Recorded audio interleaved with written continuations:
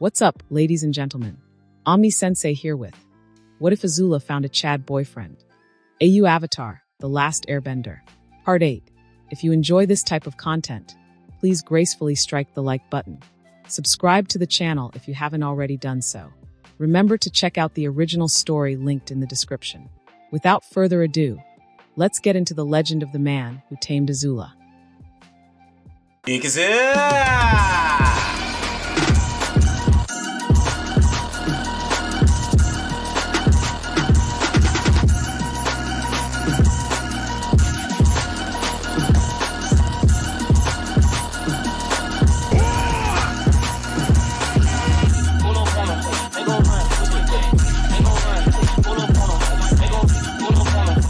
There were many forms of entertainment within the colonies of the Fire Nation, some familiar, some exotic. Being in a circus was a mix of the two. Suki found the Earth Kingdom strongman and tunneling troop acts just as impressive now as the first time she saw them in Kyoshi Island. The Fire Nation fire jugglers and acrobats were a new, intriguing experience, though. There was a novel excitement at watching a team of men and women so carefully passing about flaming blades in a variety of daring stances, and teens her age twisting about through small hoops of literal fire. The amalgamation of cultures was something the Kyoshi warriors, now out of their face paint and uniform, were getting more and more accustomed to. Okuni and Miyu were engaged in a tug-of-war over a large bowl of fried kailan and cabbages as the group wandered through the circus grounds, while Kana had won herself a simple but pretty wood-beaded bracelet of the Western Earth Kingdom fashion, except that there were beads painted in reds and yellows, as well as the usual greens and blues. Suki herself bagged an ornate hairpin, supposedly imported from the Fire Nation home islands. The intricate brass metalwork certainly tried to suggest it, though from what Suki understood, actual Fire Nation accessories like these should be made of ivory or bone, not lacquered wood. Still, it was a nice enough souvenir. The Kyoshi warriors whiled away the afternoon and let their loose for the first time since what felt like forever, and Suki ignored the uneasy voices in the back of her head for once. By now she acceded that the Fire Nation, at least the one currently overseen by its crown princess, might not be oppressive overlords as the stories say. They were still bad, but not baby roasting, city massacring bad. Not even the Scorpion Ga. There she went again. Suki shook her head free of that line of intrusive thought, and did a reasonably good job at ignoring Xing's features flashing in her head. She most certainly didn't think about his cheeky grin as she browsed for some snacks. Nor did she pay any attention to his strong and almost reassuring voice that her memory conjured up while she chatted with Sanyong and Lucci. Thankfully, a voice yelling out a new attraction promised a massive distraction and saved Suki from imploding from denial.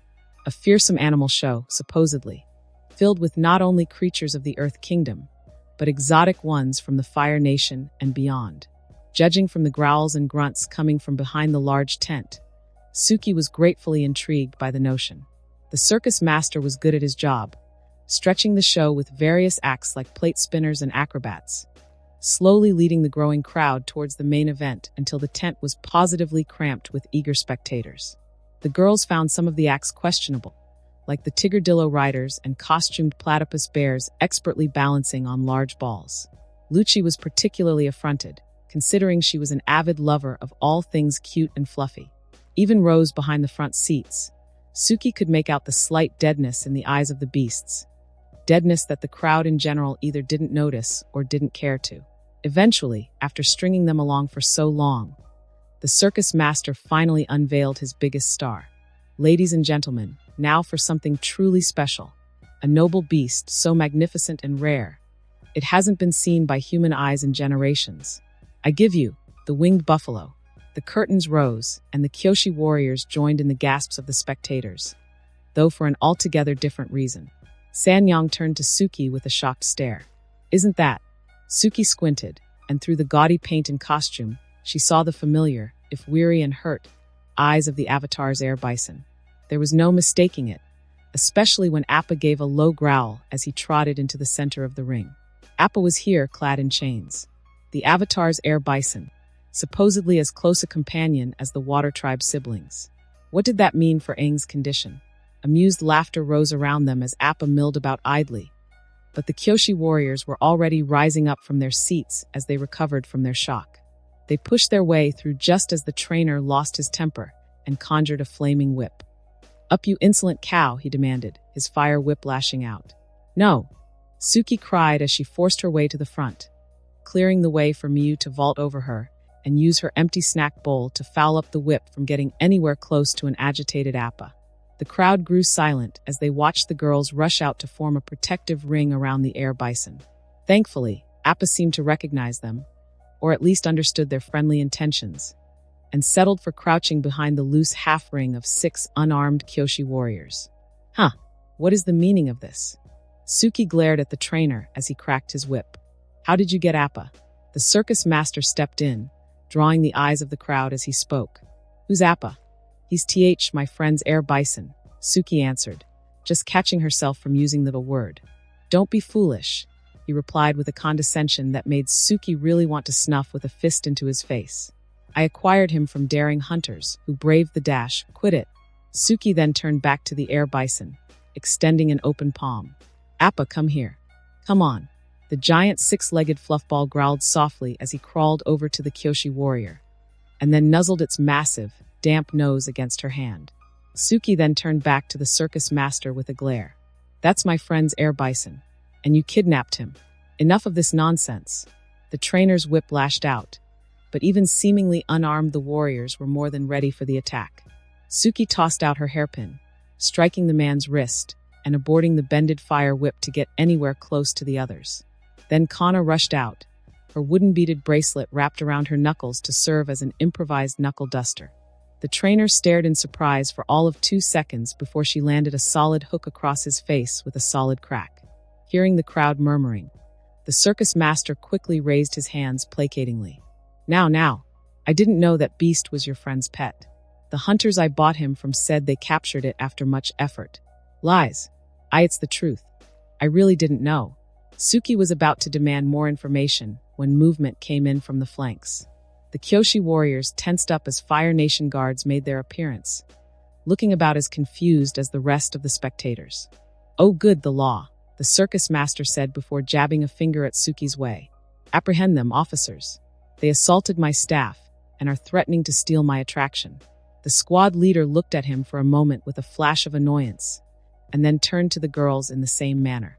Before any further words can be said, a man appeared from behind the guards, dressed in either a noble's or an official's robes. What drew Suki's attention was his empty left sleeve hanging flatly off his side. "What seems to be the problem here?" the official asked evenly. "These ruffians assaulted my staff and threatened to steal away my attraction," the circus master answered. "He's stolen our friend's pet," Suki calmly said after him, subtly shifting her footwork in case she needed to fight her way out of this. "We were stopping them from harming him any further." The official glanced between the circus master and warrior several times, humming audibly in thought. Meanwhile, the crowd around them seemed to take the whole thing in, as if they were watching a theater act. "Are you sure that the creature belongs to your friend?" the one-armed man finally asked in a reasonable tone. The Kyoshi warriors nodded as one. He responded to our name. "Right, Appa." The air bison proved Suki's point by letting out a rumbling growl before he seemed to nod his massive head. "That's ridiculous," the trainer said as he got up, rubbing his chin. "Stupid beasts like that will respond to just about anything." Appa seemed to take offense to that, and responded with a roar that made those in the front rows startle with fear. It seems that this Appa is more than just some stupid beast," the official said with a sagely nod. The circus master saw the way the conversation was going and immediately shifted gears. "Well, like I told them, I just bought the thing from some hunters. Didn't know it was stolen property." Thankfully, Lucci only bristled at the callous words used, and Suki found herself relaxing a little as she saw how the one-armed official nodded again. "I see. Since you've agreed that you've mistakenly bought stolen property, surely you would not mind doing the right thing and handing this beast over, so that these girls could return it back to their friend and its rightful owner. Wadash. But unless you'd like to put this matter into arbitration instead?" While before the circus master was stammering, the mention of arbitration somehow made him go pale, and Suki noticed that no few faces in the crowd winced at that too. "And no, it's The man finally gave a defeated sigh. Fine. Chien. Samu. Get those chains off the big brute. Your consideration is most appreciated, the official said with a serene smile and nod before turning to Suki. I hope that this matter is resolved for you six as well.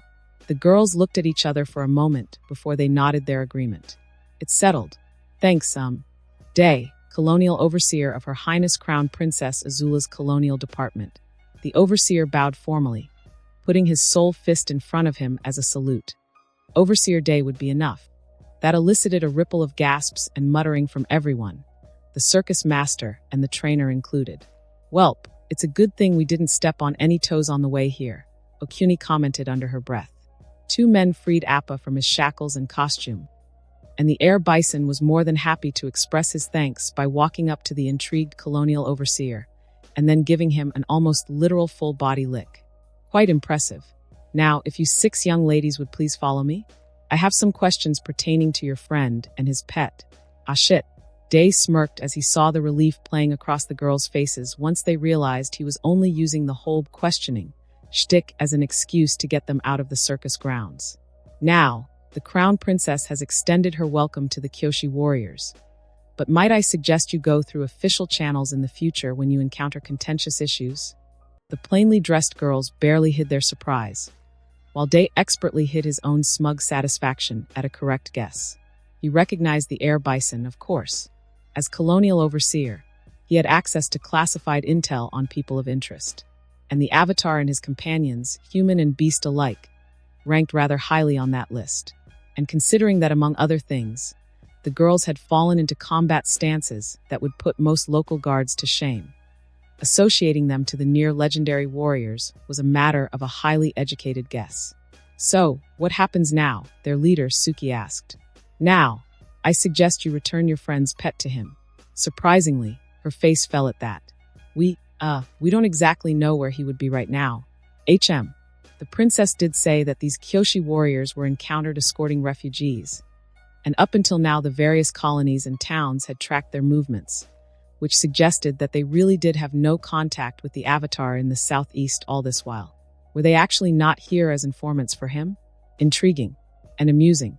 In that case, might I suggest you keep this Appa close with you until you find your friend? Yeah, sure. Appa can dash before Suki could say any more. The air bison let out a tame roar, seemingly done with being part of the conversation. The beast walked off, and then with a powerful flap of its flat tail, it took off to the darkening skies. As the air bison disappeared into the horizon, Day glanced back to the stunned and slack-jawed girls. As befitting her status as the leader of the group, Suki recovered first and actually finished her sentence. Appa can fly off. Well, so much for that impromptu idea of using these Kyoshi warriors as a lead towards any useful information. The Crown Princess preferred them free to roam and hopefully win them over eventually. So Day couldn't really do much else other than keeping track of their movements for now. Well, perhaps he knows where his master is. Why yeah, came Suki's awkward reply. Unfortunately, patrols began reporting sightings of the air bison at various points from then, mostly grazing amidst berry bushes and long grass. It simply left because it was hungry. Day missed having two hands to bury his face in. At least the beast was making his way eastwards, so maybe it did know where the Avatar was. A shame that it'd fly beyond Fire Nation borders and become impossible to track afterwards. The Overseer now had to find something else to occupy himself with. The Kyoshi warriors were proving to be a bust, so maybe he should try focusing on the audits? Surely enough weeks had gone by for the noble colonial landlords to start fudging their tax payments by now. General Wa woke to the droning sounds of work. The assembly had been going on for days now, with work crews working literally day and night hammering and welding away on to get the great drill ready. While she and the others could not sway the Fire Lord from going ahead with this operation, at least her army would not be dragged into that foolishness. Wa had not been alone in riling up Chief Engineer Gunso of the War Ministry and poking at the obvious flaws of his lumbering mountain of metal. Other generals and even civilian courtiers saw the dangers in such an undertaking, and together they had not only angered the aspiring minister, but also harassed his pride so much that he swore to only use resources from the War Ministry in the push for Ba Sing Se. Wa didn't mind at first, until several armored tank divisions parked themselves by her front lines and clogged up the logistics network. And then the components for the great drill were brought in to be assembled, and she had to hastily reorganize her supply lines around all the clutter. New routes had to be paved to avoid building-sized blocks of metal and were being dragged across the continent by herds of Komodo rhinos. Apparently, they tried using the tanks to tow the stuff, but the fuel expenditure became ridiculous. In the meantime, Wa also had to contend with the Earth Kingdom's rising aggression. No surprise that they noticed the drill and additional forces being gathered, and Boss Sing Se had seen it fit to organize a proper preemptive strike against the work in progress. Wa's command barely held against the surprisingly savage assault, with many fronts being ground down to a few active squads out of whole companies. The Earth Kingdom's new train carriages, clearly inspired by Boss Sing Se's monorail, allowed them to deliver way too many men and spears right at the front lines to drown the Fire Nation positions. As they were made of earth-bended rock, the windowless carriages took considerable effort to bring down, and the earthbenders pushing those transports were often too protected to target. Only the fact that the human waves consisted mostly of poorly trained conscripts allowed the Fire Nation's East Army to survive the onslaught. The front lines were whittled down, but they ultimately held at the end of the first week. Thankfully, timely reinforcements helped bolster her forces and fend off the second and third attempts, with far less painful success. With the disgraced commanders from the invasion of the North being relegated to the very thankless duties they sought to escape, General Shou and his army were free, with Crown Princess AZULA's permission, to come to Wa's aid in full force. Shou adopted a less static defense. The colonels and majors under his command were happy to engage the enemy far beyond the defensive lines and slowly work their way back. Kiting, as Shou had put it, a tactic refined by Xing, and up until now was heavily disparaged for being a dishonorable approach to war. The rapid counterattack and withdrawal chipped away at the Earth Kingdom hammer blow, knocking out their earthen carriages one by one and forcing the conscripts within to disembark to defend their transport, only to be forced to re-embark again as their harassers quickly pulled away. Occasionally, a carriage's earthbenders would be taken out, dooming the human cargo within. Those that sought to hunker down in their transports often found themselves being cooked alive, as Shou didn't want to risk unnecessary assaults. Those that tried to flee enjoyed a much swifter but bloodier end. The Oaf Dao had reportedly slaughtered 2 carriages worth of conscripts by himself so far, after blasting his way into them. Wa pitted those poor trapped men to have to die from the sheer loudness of the brute. Dao's men of the 4th Regiment were no better, opting to isolate carriages before pouncing on them and slowly tearing them and their occupants apart like hungry wolves. Yashin, Koda, and the other commanders were more conventional, though their efforts were no less effective. Wa's thin defenses barely strained by the time the harried Earth Kingdom armies reached her lines, the weary and demoralized conscripts being a far easier ordeal than before. The Earth Kingdom stopped after their 3rd failed assault, though her defenses were still on high alert due to the occasional probing attacks. And all the while, the War Ministry's tank companies and guards didn't do a thing other than surround the drill's build site protectively, as if they stood any chance if the Earth Kingdom broke through. A part of Wa wanted to order her men to pull back and actually let that happen, but her sense of duty overruled that. As annoying as the factionalism and rivalries within the War Ministry was, at least she still had reliable allies to depend upon. Reliable enough for Wa to wake up in Shou's tent and nudge the sleeping general awake. "Shou, it's morning." Her peer slowly woke with a mutter, but by then Wa had left his bed and was stretching her limbs. For nights in, and her body had gotten used to the strains of coupling. Shou was a considerate partner, but one that still had moments that had Wa pleasantly sore. "MMH. Time," her partner asked groggily. "We probably have some time before the morning meeting. I'll get us breakfast." "MMH. Both generals' bodyguards snapped to attention when Wa popped out of the tent to order up some food, the men all keeping their thoughts to themselves. So long as the gossiping was kept out of her sight, Wa wouldn't care. Besides, battlefield marriages weren't anything new.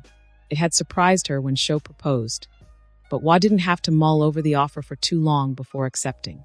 Politically, the other general was a nobleman from a family of middling importance, which was more than her merchant family could even think of reaching.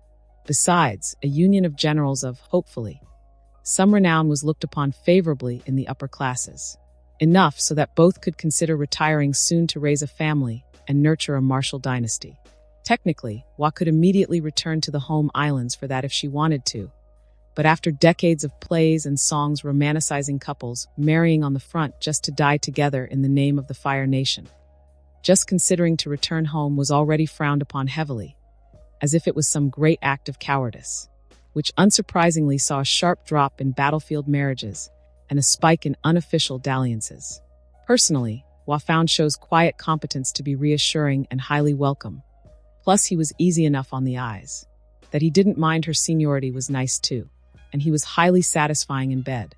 They already broke both his and her cot in the first 2 nights, and had to settle for sleeping on the ground. How many more days will it take? Shou asked as she slipped back inside. If we can keep any interruptions from happening, it'll be 4 more days before the drill gets moving. Wa replied as she strode over to help her husband with his uniform. You make it sound like it's our fault that the Earth Kingdom is attacking. Wa scoffed. That's what the War Ministry lackeys are insinuating. That it's an inconvenience to stop work and have their tanks actually on alert as war machines. Her man offered a smile that she was starting to find quite charming. Well, once they're done, they can forward their complaints straight to the Earth Kingdom. Wa draped her arms over his shoulders from behind. Hopefully they draw enough attention to give the front lines some peace. I have some ideas on how such quiet moments could be spent. Before they got too distracted with each other, a sharp stamping of boots from outside signaled the arrival of a visitor. Shou gave her a quick peck on the cheek before they headed to greet the inconsiderate intruder. Waiting outside the tent was a young nobleman, his clean robes and well-groomed face making him incongruous to the battle-worn environment around him. Ah, General Shou. General Wa. How fortunate I am to meet the both of you right now. It saves me time on passing along this message twice. While Shou remained carefully neutral, Wa was frowning, her hackles raised. This clean-faced noble spoke too smoothly, bowed too precisely. He had to be a courtier from the royal court. You bear a message? Shou asked politely. The slimy nobleman nodded and proffered a message from his belt. Yes, I am most fortunate enough to deliver this message from Crown Princess AZULA. It shouldn't be surprising for the princess to employ talented politicians. But still, a part of Wa thought such snakes to be beneath her. Her husband took and unfolded it, allowing both generals to peer into its contents. Both commanders failed to hide their surprise. Princess AZULA is actually going with the drill? Wa exclaimed with disbelief. Wasn't it the princess who had warned her of the dangers of the drill? Why was she taking up Gunsu's invitation? The messenger gave an eerily polite nod as he answered.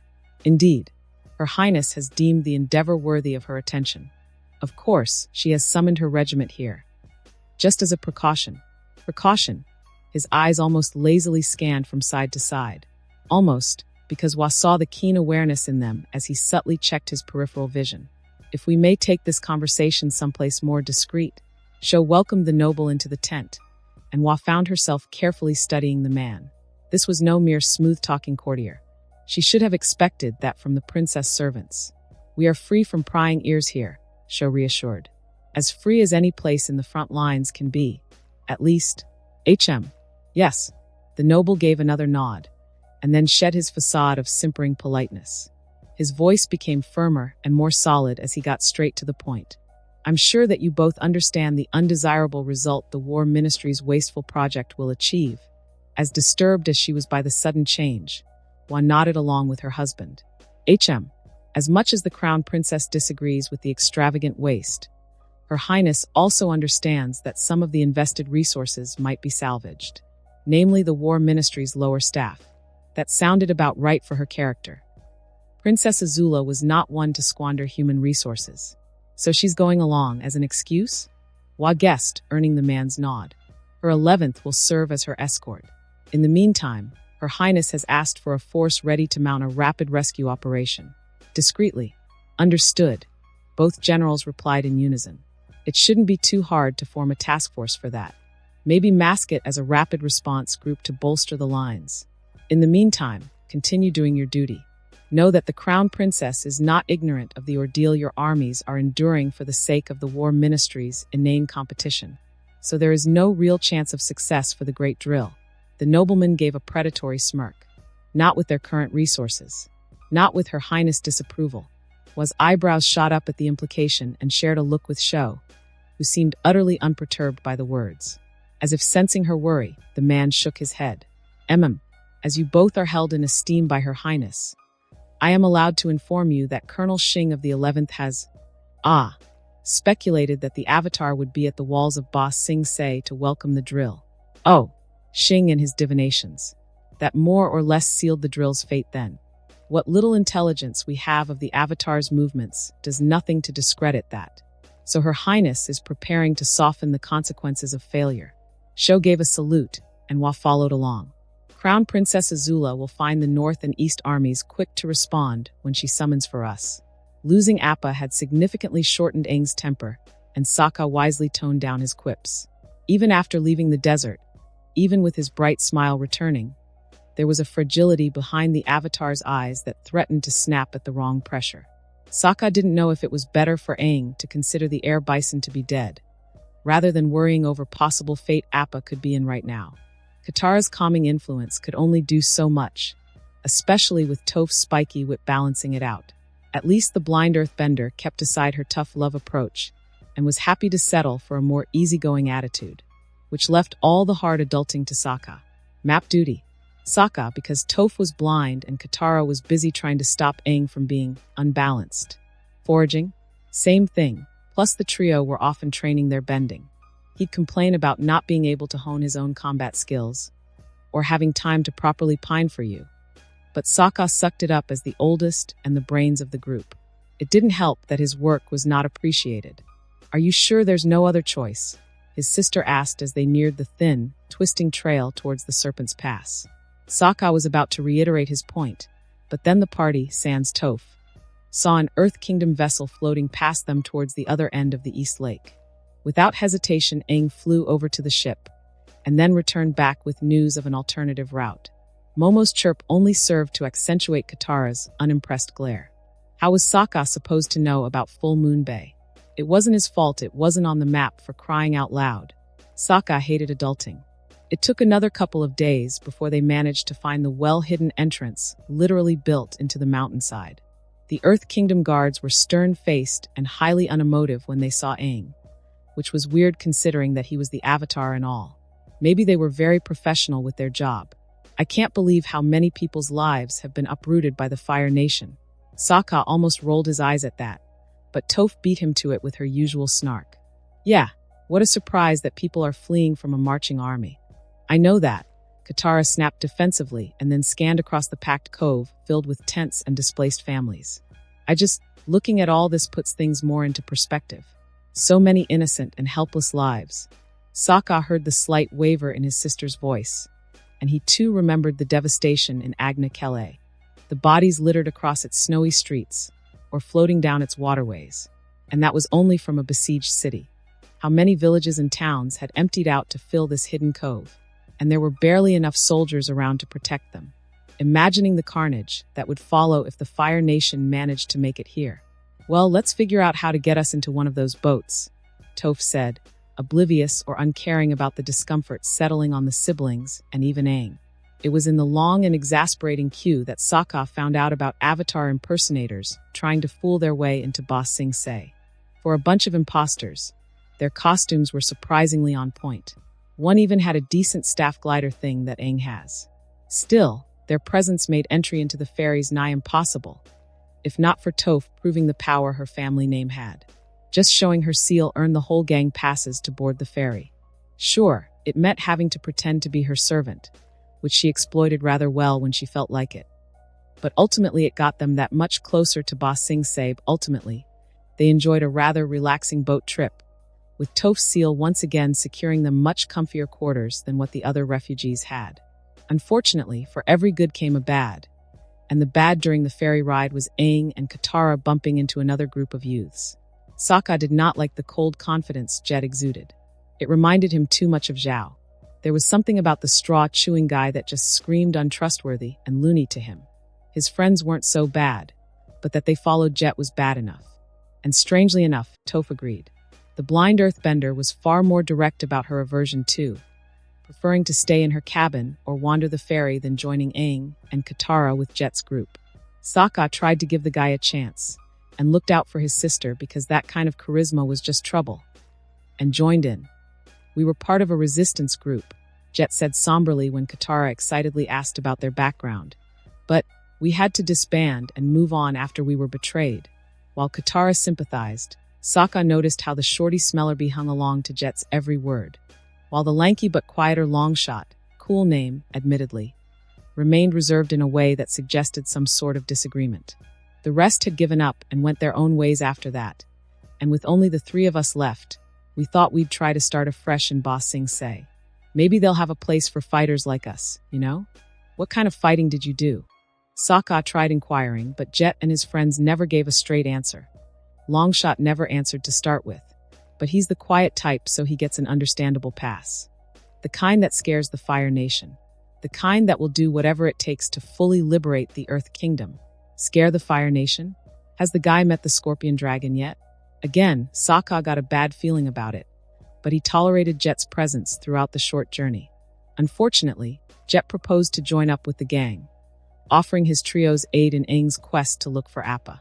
Both Aang and Katara seemed all about to accept, but fortunately, the privileges of Toph's Beifong passes did not extend to the trio, and they parted at the monorail exclusive express entrance. Toph summoning the guards to do away with the riffraff earned her glares from the other two, but Sokka gave her a slow, commending clap. 4 out of 5. You should have used peasants instead of riffraff. It's much more contemporary for the times. Ty Lee did not care much for politics, but she did find how AZULA dealt with it rather fascinating. The way the military commanders and ministry officials bent over at the princess' presence was fine and all, but AZULA was a radiant red-orange as she went straight to sternly exerting her influence on the men and women, instead of basking in their cowering as her younger self might do. The funnily dressed chief engineer was practically kissing the dirt as he immediately prostrated before AZULA, his apron tinkling from spilt metal baubles. Ty Lee noted with interest at how the man's green-yellow of fear and eagerness clashed horribly with AZULA's impatient deep orange aura. Get up, chief engineer. Oh, of course, your highness. Teach, thank you for coming today. AZULA rolled her eyes at the lanky man's bobbing head and shaky words, and then turned to the mountain of metal surrounded by hundreds of laborers. Yes, you should be honored and so on, and so forth. I know that. I'm told I came here at an auspicious time. Does that mean you're ready to depart? Just about, your highness. Just about. We're just finishing up the final details. Shouldn't take too long now. Yes. To Ty Lee's eyes, the nearly completed great drill seemed quite comical with its vents and ports and various unknown extrusions. So much metal, and water too. Dozens of bucket brigades carried water up to the top of the drill's carapace, where it was dumped into some unseen reservoir. If it carried as much water as she thought it might, would the thing be a good aquarium? It'd be nice to have something large enough to hold whales and sharks, though they'd need to install windows to make the fishes visible. Maybe cover the top with some sand to make a beach? It certainly looks big enough to hold a good stretch of it. Come, girls, let's find someplace to rest while we wait. Contrary to expectations, Ty Lee and I followed AZULA away from the War Ministry's tents, and instead strode purposefully towards the military camps. The soldiers welcomed her arrival with bows that poorly hid their surprise. The princess locked onto one of them, though her annoyance had receded to a paler orange by now. You there, Sergeant? I hear Generals Wa and Sho are around. The man visibly gulped before he replied. They are both currently inspecting the front lines, Your Highness. Oh! AZULA's head tilted cutely to one side, though it did nothing to reassure the soldier. He nodded jerkily as he elaborated. We saw off another attack yesterday. The generals are looking over the damage. And dash, she cut him off with a wave of her hand. I understand, Sergeant. They're doing their jobs. Then, glancing over to Ty Lee and Mai, well, there goes that option. What option? Mai asked. The one with decent hospitality. The bored-looking girl jerked a thumb over her shoulder. What about the chief engineer?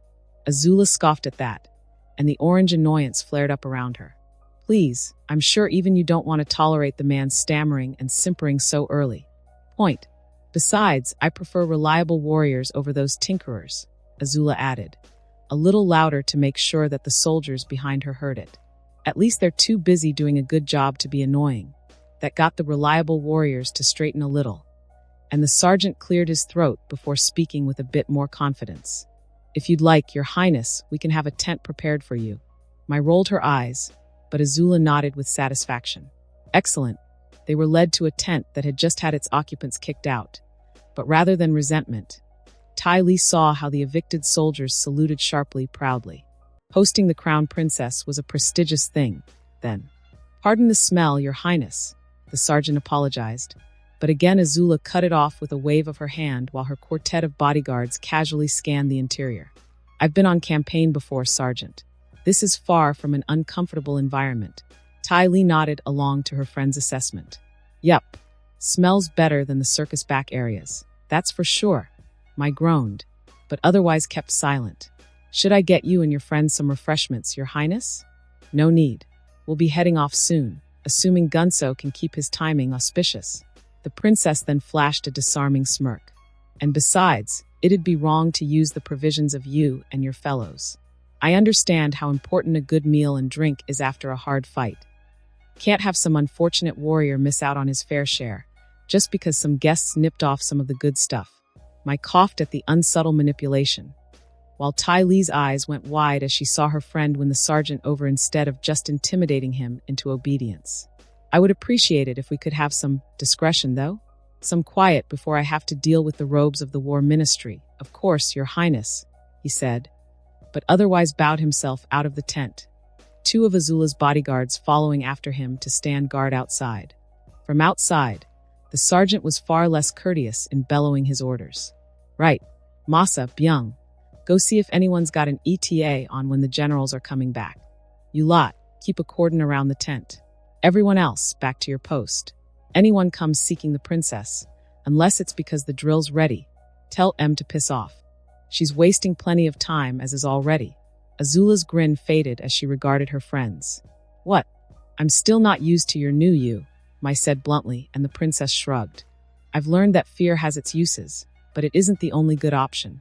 The other girl's eyes narrowed for a second. Yeah, don't think I'll be getting used to that too soon. The princess huffed as Ty Lee couldn't help a giggle. Well, be glad that I'm not my old self. I can't imagine how dull being intimidating all the time can be. Ty Lee didn't dare respond to that. She could very well imagine what kind of friend AZULA would be if that were the case. She had dealt with that for a few years already. Deciding to quickly move on, the acrobat beamed a mischievous smile. So where's your Xing? I thought he'd be here waiting for you by now. AZULA rolled her eyes at the clear attempt at prodding for a reaction. Xing and the 11th will catch up with us. It takes a while to travel, you know. Deciding that her royal friend's aura wasn't pink enough, Ty Lee walked over with her eyebrows waggling. But it'd be nice to have him around so you can both spar again with all this time, right? AZULA's eyes broke away from hers, and the aura turned into an almost perfect shade of pink that matched the blush on the princess' cheeks. You guys kissed yet? Mai asked with a faint smirk, deciding to join in the fun. The pink aura deepened with embarrassment, and Ty Lee almost squealed with excitement. Instead, she put on a vindictive grin. I think the question we should be asking, Mai, is how often AZULA's been snogging, or how much of the rumors are true. AZULA wasn't as nervous about it as expected. So probably just some kissing then. That's a shame. Ty Lee would have loved to know the details. Still, so how was it? The kissing? Ty Lee asked, barely containing her curiosity and excitement. At her friend's annoyance and silence, she glanced up to the overly stiff bodyguards. You guys seen any of it? No. Surely AZULA growled, taking the bait. They weren't around when we shit. Ty Lee grinned triumphantly and nodded to Mai. See, definitely kissed. Freaking hate you. The princess muttered, not meaning it at all as she shrank away and marinated in her embarrassing pink thoughts. The drill will be deployed today, Your Majesty. Your daughter should soon send word back of what the chief engineer will accomplish.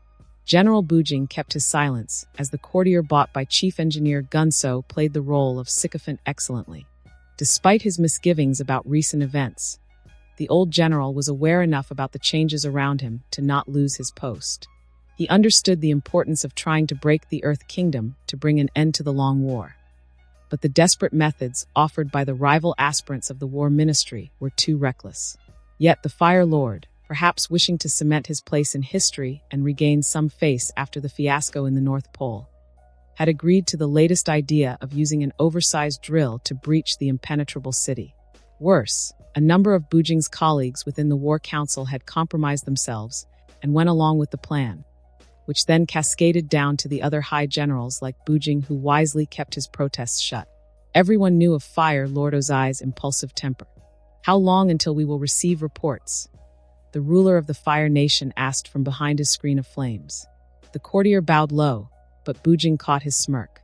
"It should be within 2 weeks, Fire Lord. Thanks to your decree, all War Ministry resources have been redirected to ensure that the Great Drill reaches Ba Sing Se to perform its job, basically putting a pause on the selection competition within that department. Tanks, new brands of heavy infantry and cavalry, even the resurgence of chariots, all to be sent over to protect the ambitious mega-project, all to regain credibility and honor after the failed siege, and to not lose out to the young maverick that was showing up the old guard." Like his colleagues, Bujing disapproved of Colonel Xing's methods of war, but he was not so deluded as to ignore the boy's near-sterling results.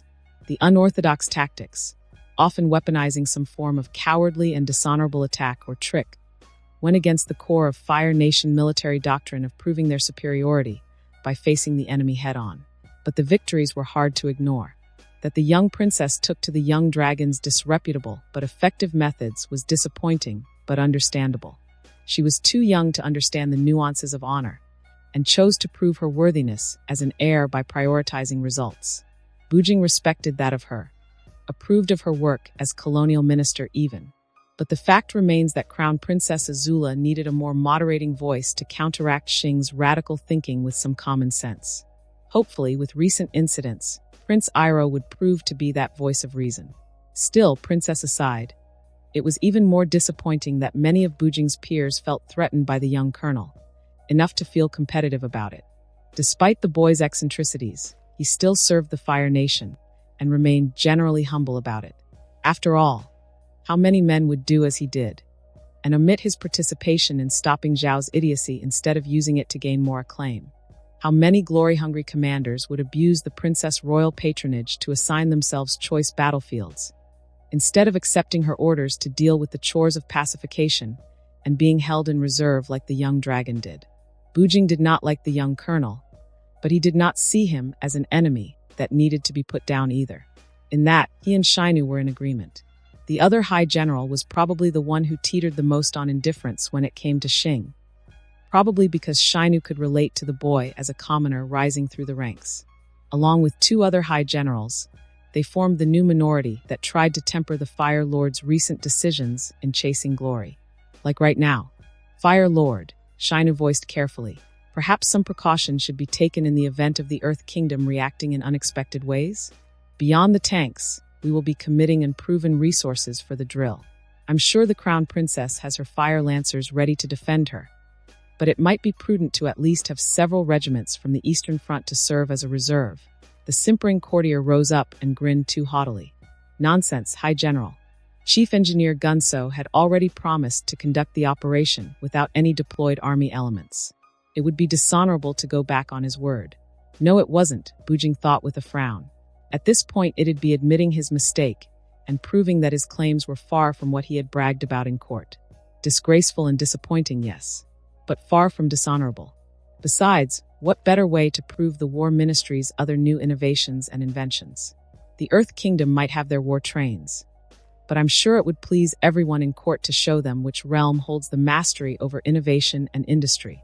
The courtier looked around grandly, arms raised to appeal to the generals and courtiers in the throne room. There was silence for a few awkward seconds before the Fire Lord spoke. "Well said. I look forward to the Chief Engineer's victory." Then, just like that, the cold, judgmental tone snuffed out the courtier's confidence, and he quickly bowed low and withdrew. Bujing held back the urge to sigh as he shared an exasperated look with Shainu. They would have to waste a few days now planning for the likely consequences of the War Ministry's ambition. Hopefully it wouldn't be as catastrophic as Zhao's idiocy, and hopefully the Crown Princess makes it out unharmed. At the very least, so she might declare an Agni Kai against the Chief Engineer to send a message. So hopefully, you can appreciate why we've requested your help, General Sung finished explaining, and Sokka and his friends still couldn't tear their gazes from the massive shape off in the distance. General Fong nodded sternly. We've lost too many men trying to stop or even slow the drill down. So it's decided that we should conserve the rest of our forces to mount a final defense by the walls. We'll do what we can to tie up the Fire Nation forces guarding the drill. And I'll have to find a way to stop it for good, Aang finished grimly. So the question is, how are we going to stop that thing? He whispered to himself. Well, we have a couple more days of thinking before it reaches. So let's do that, Katara said with forced cheer. They're guarding it so heavily, Sokka reasoned. So that must mean it has a weakness of some kind. Maybe somewhere up close, like its underside. That earned him nods from all around, which was nice. Even Toph didn't follow up with a witty jab, so it must have been a really good idea. General Fong, the more general-looking of the two, sighed. It's a shame we weren't able to secure any information about the workings of the drill. However, from what our survivors reported, its tracks are too large and heavy to be easily damaged. We'll need too much time to make a pit wide and deep enough to trap it. And even then, it'll still send the drill under the walls, which might be just as bad. Off in the distance, Sokka spied the dots that were supposed to be Fire Nation tanks moving in neat squadrons. According to the generals, the war machines and a bunch of heavy infantry were what comprised the drill's defense. For better or worse, the initial forays into the Fire Nation lines had severely depleted the manpower on both sides. A seed of an idea wriggling in the back of Sokka's head, but he didn't have the right information yet to have it sprout. Deciding to not burst a vein over it, the Water Tribe warrior followed his friends into the simple barracks that the generals of Ba Sing Se hosted them in. In the following afternoon, the gang followed General Sung down to the infirmary to gather more knowledge from the survivors of failed attacks. While Katara did her healing thing and Aang reassured people simply by showing up and reminding everyone that the Avatar was around, Sokka went around harvesting information, with Toph to bounce ideas with. Unfortunately, all they got was how fiercely the drill's defenders fought, and barely anyone had the luxury to notice details about the lumbering thing while they were fighting for their lives. Toph was particularly annoyed at all that. They should have kept their army together instead of sending wave after useless wave at the thing, she commented privately, and Sokka agreed with her. By the sounds of it, it looked like Ba Sing Se just kept throwing men at the drill in the hopes that eventually something might happen. Looking at the rows of medical buildings filled with wounded men, he couldn't imagine how many hundreds of lives were wasted in such half-hearted and piecemeal attacks. If they gathered up their forces and stopped being so stupidly proactive, it felt more feasible for the armies of Ba Sing Se to overwhelm the drill's defenders. A sobering thought of how often such scenes might be replicated across the Earth Kingdom dragged Sokka's mood down. He'd heard of loss after loss, and what victories they scored were often drenched in blood. It actually made the Scorpion's tactics sound efficient in comparison. Sokka shuddered and banished that thought. No way did he just consider the ruthless Scorpion to be a better option. The guy isn't any better with his horrible practices. It took the observation of a wounded captain for Sokka's seed of an idea to finally sprout. Boulders bounced off the drill's shell, so we forced our way past the tanks. But then we had to pull back when they sent out their foot soldiers to intercept us. They were armored enough that our earth bending seemed to only inconvenience them. Heavily armored infantry. Huh what? Katara asked for the rest of the gang, who were looking at Sokka's way. How'd they get their soldiers to keep up with the drill? I mean, they could run along with it, but that'd leave them exhausted to put up a fight, right? There was a second of heavy silence before Aang posed an answer. They didn't run. They were carried. Sokka grinned and snapped his fingers. In the drill, and if all the soldiers are outside defending it, we can sneak in the same way they came out, and maybe find a way to stop the drill from inside. Katara finished with a hopeful smile. It was about as good an idea that Sokka could muster, short of asking Aang to go Avatar mode. But even then, that's a lot of metal to break with air, water, and earth. Maybe have that as plan B then. The four of them quickly headed up to confer with Generals Fong and Sung. Incidentally, it was nice to be conferring like adults for once, and the two commanders seemed just as hopeful at the idea as Katara was. General Fong was nodding along as he stared down at the map of the region. It shouldn't be too hard to reorganize the defense towards a diversionary assault. We can draw the tanks and infantry onto this side of the drill, which would allow you to sneak in from the other side. We need you to buy time, Sokka emphasized, so it's better if your soldiers keep fighting and stay alive for as long as they can. He'd rather not have too much blood on his hands. Leave the battlefield strategies to us, General Sung preened, drawing an annoyed side-eye from his colleague. We'll buy you all the time you need. They hammered out more details throughout the day and ended on a high note, all things considered. The generals seemed optimistic enough about their chances, and Aang's determination replaced his dejectedness over missing Appa. Only Toph seemed unsure because she couldn't bend while in the drill, but being given free rein after the trio infiltrated the drill cheered her back up. On the next morning, Sokka and the gang were keeping low in a trench on the left side of the drill, while the defenders of Ba Sing Se formed up to the right. Being just a few stones throws away, the massive machine loomed ahead, casting a shadow that almost reached the lines. The tanks rolling alongside it seemed so puny in comparison. Sokka felt the jittering nerves getting to him, and quickly stamped it out as he glanced at Toph. Here goes. Hit it, Toph. The blind bandit was grinning as she leapt above the trench and stomped her foot literally into the ground. A huge tremor rose up and the ground blasted upwards, spitting out a massive dust cloud that rolled towards the drill's flank. On the other end, the soldiers did the same, hurling their own obscuring smog down the other flank. For Ba Sing Se came the yells of the soldiers as they rushed into the dust cloud, kicking up a ruckus to draw attention.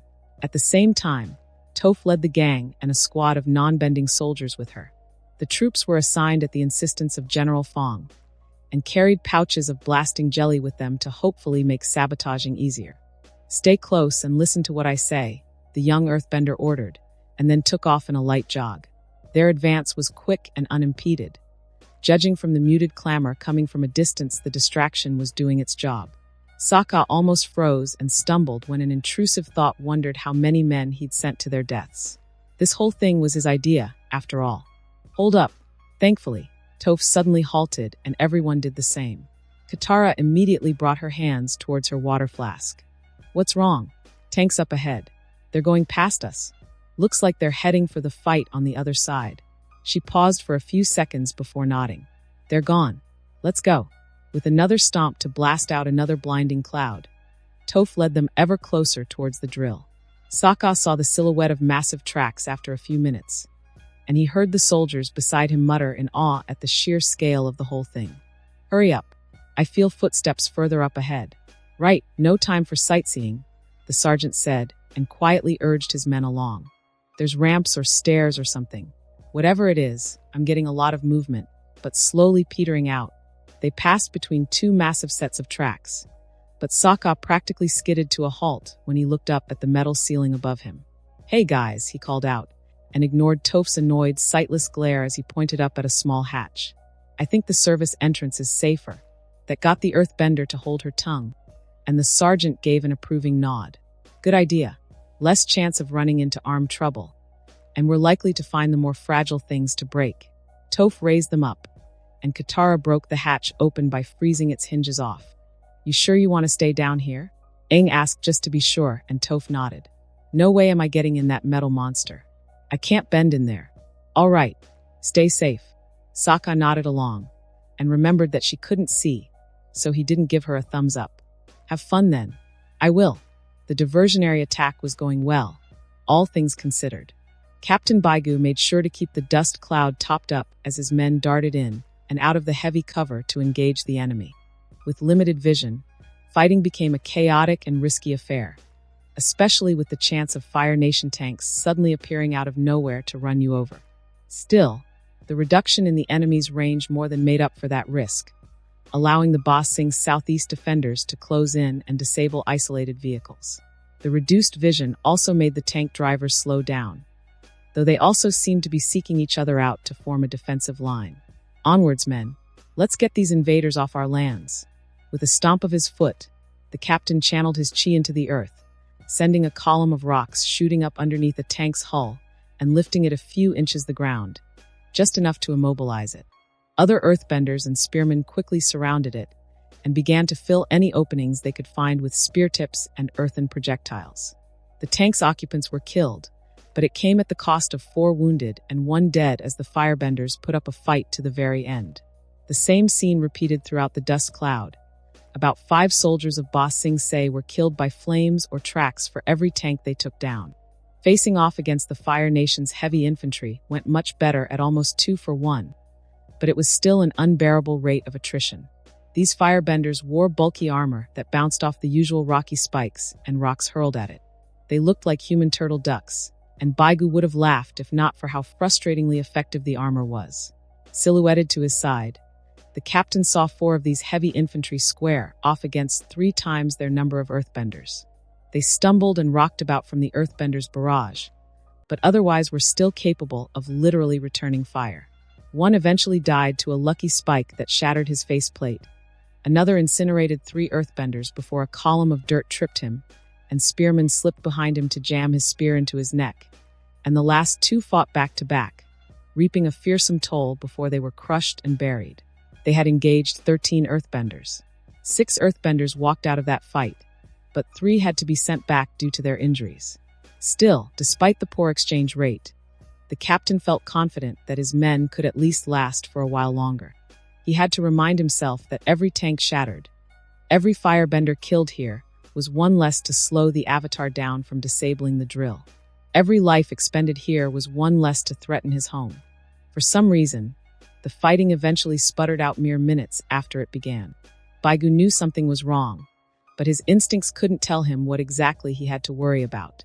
The captain yelled for his men to form up and let the dust cloud settle down to get a clearer picture of things. Both tanks and heavy infantry were retreating towards the drill's tracks. Baigu grinned. The enemy had wrongly assumed that they were trying to immobilize their wonder weapon. A quick glance to the space beyond the enemy formations showed no signs of the Avatar, which bode well. Still, they had the enemy's attention for now. Best to keep the act up and not raise suspicion. Baigu sighed as he prepared to order his men to their likely deaths. Then the ground rumbled, and one formation of tanks and turtle-shaped men were sent flying as a massive column of earth shot out from beneath them. Another formation followed the same fate, and the captain heard the sound of a child's laughter rising through the grinding tracks and hissing steam. "Yes, keep staying still for me." He recognized the voice and the petite frame of the Avatar's companion. The girl was supposedly blind, but here she was wreaking havoc amongst the Fire Nation forces. Baigu's jaw almost went slack in awe, and something close to optimism began to bloom in his heart. Not only was the Avatar aiding them, he had powerful talents with him that could give the Mad King a run for his money. The blind earthbender cackled as she sent tanks flying up into the metal underbelly of the drill, denting it and cracking the smaller vehicles like dried nutshells. The heavily armored firebenders were swallowed by the ground down to their necks, or shot up by exploding columns into each other to literally knock each other out. It was the most beautiful sowing of chaos the captain had ever witnessed. Maybe this didn't have to just be a diversionary attack after all. Baigu collected himself. "Men, form up. The Avatar's friend has put the enemy in disarray for us. Let's help her finish them. Charge." The metal-clad Fire Nation forces began to pull back, or tried their best to as they ran about like headless chickens. The infantry tried to run towards some stairs, but the Avatar's companion tore those out with precisely aimed boulders. Stranded, the Fire Nation's heavy infantry fled towards the back end of the drill, where presumably another set of stairs awaited them. It mattered not. The front section of the drill was secured by Omni-sensei's defenders. They now had the luxury of reinforcing the Avatar. Maybe even call for more blasting jelly to be delivered. "Captain," someone called out, and Baigu turned to a soldier pointing at something. Following the finger towards its target, the captain had to squint as he saw more tanks coming. No, not tanks. They looked like them, but were open-topped. Why would they make a tank without a roof? Then Baigu caught sight of the banners fluttering from each roofless tank. "Shit, we've got more incoming," he yelled at the Avatar's powerful friend, who quickly stopped playing with her fleeing prey and used a tide of earth to roll herself up to join him. "What do you see?" she asked, her grim face utterly out of place with her young body. Baigu turned towards a trooper who arguably had the best eyes in the force, that was still alive. "Rang, can you pick out the details on those banners?" Puffs of smoke rose from the strange tanks, and Baigu saw dots, no people, shooting up into the sky. And then they angled down, blasts of fire behind them propelling them onwards. "Spirits, they were flying over here? Form up," the captain hastily yelled. "Armadillo lion formation." He turned to the girl, barely containing his panic. "They're coming down from the skies. The blind girl frowned, but otherwise just calmly nodded. I'll have to wait for them to land, then. Sir, Rang called out, and the captain felt his guts drop when he saw the trooper trembling. Teach the banners, sir. What is it? Rang looked at his captain with nothing but dread in his eyes. Score scorpions, sir. The banners have scorpions on them. All the optimism and hope from before withered away, and the men who heard the news visibly slumped around him. Spirits, save us. Baigu gulped, and then turned to the Avatar's companion, who abandoned all her spiteful glee. We might have to change our plans, she suggested with commendable understatement. The first fire bolts rained down moments later, blasting apart earthen walls and knocking men over. And then the first of the dreaded 11th landed amongst Baigu and his men, fighting right up close and personal with daggers and flames. And then valiant defenders of Ba Sing Se were fighting for their lives. All notions of being distractions well abandoned as they began falling at a horrendous rate. And then the rest of the 11th's forces arrived. But by then Baigu was already sprawled on the ground coughing up blood, his arms broken and a dagger buried in his liver. He could only watch helplessly as the rest of his men were brought down, and the blind earthbender desperately fending off the monsters that slowly tightened the noose around her. Worse than feeling weak, Toph hated feeling desperate. But with the worst of the Fire Nation's monsters surrounding her, that was what the girl felt as she fended them off from all angles. Her seismic sense picked up every painful detail of the Ba Sing Se soldiers falling one by one. For all their resolve, the earthbenders were dispatched with an ease that made it look like they were amateur jobbers in Earth Rumble. The monsters of the 11th had pounced on them and surgically broke limbs and thrust weapons that sent the valiant men littering the ground, barely alive. Even in the fragile tranquility of jailing, Toph had heard of the defiant 11th from the gossip her parents' guests brought over in their visits. Back when she was kept in a gilded cage, she didn't put much concern to the overblown acts of the infamous fighting force. Now though, after witnessing their rapid and brutal assault, and being surrounded by them, Toph began to really worry. She had to hold out for as long as she could, for Ba Sing Se's sake, for her friends' sakes. But with how the firebenders blasted away her earth spikes and columns, and were barely detectable once they launched themselves in the air similar to how Aang did it back in Earth Rumble, Toph didn't know if she could last minutes or seconds. That these firebenders didn't move in the same manner as the others she faced made it worse. What the girl thought was a leap turned into a barely avoided firebolt that lightly seared her right cheek. When they rushed her, Toph quickly learned to dart out of the way as her earth walls could only take 2 or 3 strikes of their focus barrages. Only the sheer amount of earth she threw about kept them away from her, and it was beginning to wear on her to keep repairing the protective dome and walls around herself. Toph retaliated, of course, when the opportunity presented itself. Initially, she managed to break charges and knock unwary soldiers off their feet with earthen waves and pillars. But there were plenty more of the Fire Nation elite to keep her surrounded. Then they settled for putting some distance between them and quickly intercepted her earth bending or scattered away whenever she dropped into a stance. What made it more annoying was the constant voices calling for Toph to surrender. Girl, we do not want to kill you. Please cease your resistance. A woman's authoritative tone grated on her nerves, but a treacherous corner of her mind actually considered it, distracting her ever so slightly. She wasn't that stupid, though. The moment she stopped resisting, they'd burn her to ash, impale her with spears, or finish her in the myriad of ways she had heard about. Toph didn't want to die just yet. She was still too young. Something changed barely a minute later, and the enemies around her backed away. Toph gasped as she felt them move towards the wounded earthbenders. If you will not think for yourself, then consider doing so for these men's sake, the same woman called out, and surprisingly she sounded a bit regretful about what she was doing. Stop fighting, and we promise that these men will be taken back to be healed, rather than being allowed to bleed out here. The demand made Toph pause. She saw through the vibrations the Fire Nation monsters, standing above the fallen soldiers. Were they aiming their weapons at them? She could sense several of the wounded men's slowing breaths and heartbeats. These men were dying, but if she surrendered, Ba Sing Se and its thousands of people would be at risk. But her friends were in the drill, right? They might stop the drill. But if she stopped fighting, what would happen to her? Would the scorpion take her prisoner, or kill her outright for being a pain in the butt? Neither option sounded good. You'll save them? Toph asked loudly. The woman didn't hide her relief at getting a reply. They'll be brought back as prisoners and healed. They will not be mistreated, I promise you. Interesting. Either these monsters knew how to lie in novel ways like their firebending, or the woman was telling the truth. A good part of Toph wanted to keep fighting, to defy her enemies and save the fallen men herself. That part of her was optimistic that she could reach the wounded defenders in time, before the enemy could execute even a single one of them. She'd whisk them up with a cunning application of earth-bending, and they'd all flee back to the safety of the wall. The ground picked up the shuddering rasp from the Ba Sing Se captain who had keeled over. Another soldier tried to rise despite all his broken limbs. Her mind made up. Toph dropped her rocky shells and held her breath in anticipation as her enemies warily closed in. Thank you, girl. There was no sinister meaning behind the words as the woman cautiously walked up to her and placed an unexpectedly gentle hand behind Toph's back to usher her. Come along. We'll get you someplace safe. Toph felt relief at sensing the Fire Nation soldiers kneeling by the bodies to carefully lift them up. More worried about the fates of the men who had so briefly yet bravely fought with her against the Fire Nation. Toph didn't notice that she was left unbound, with only the woman and some loosely arranged soldiers around her to secure her. You're not going to tie me up? She had to ask, and she could hear the smirk in the woman's reply.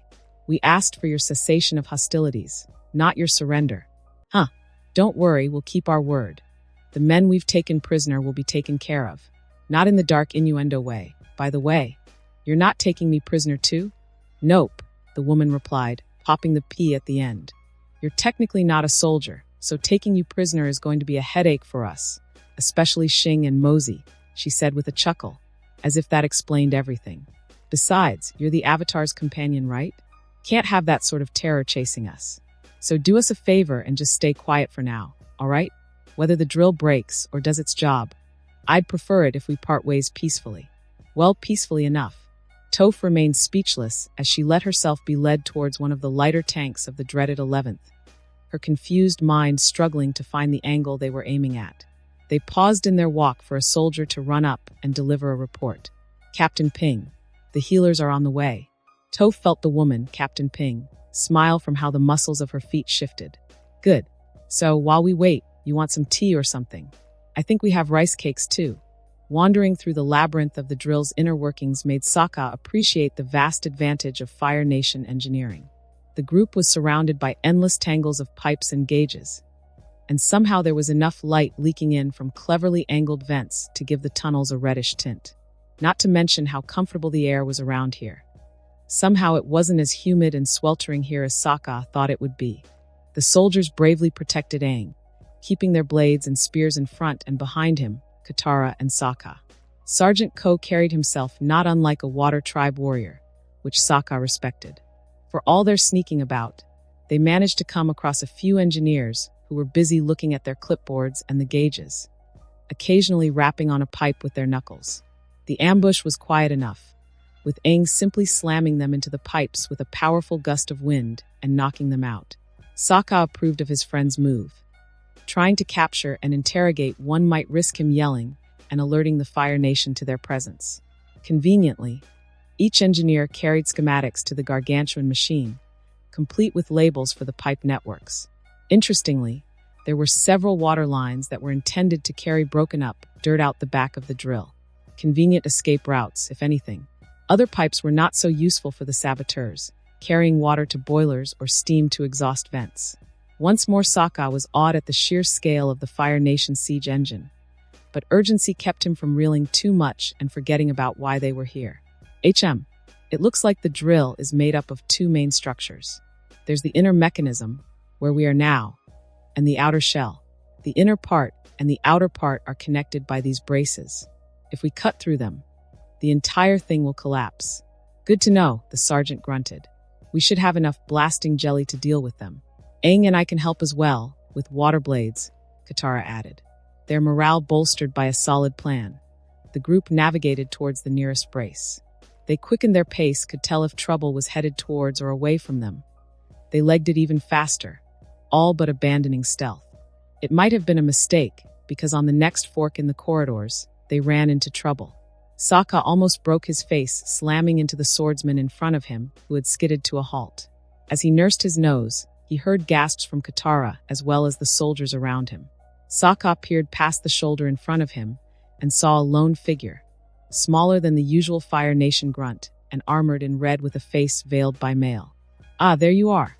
The voice fully confirmed Shing's appearance, and Sokka instinctively backpedaled as he drew his boomerang.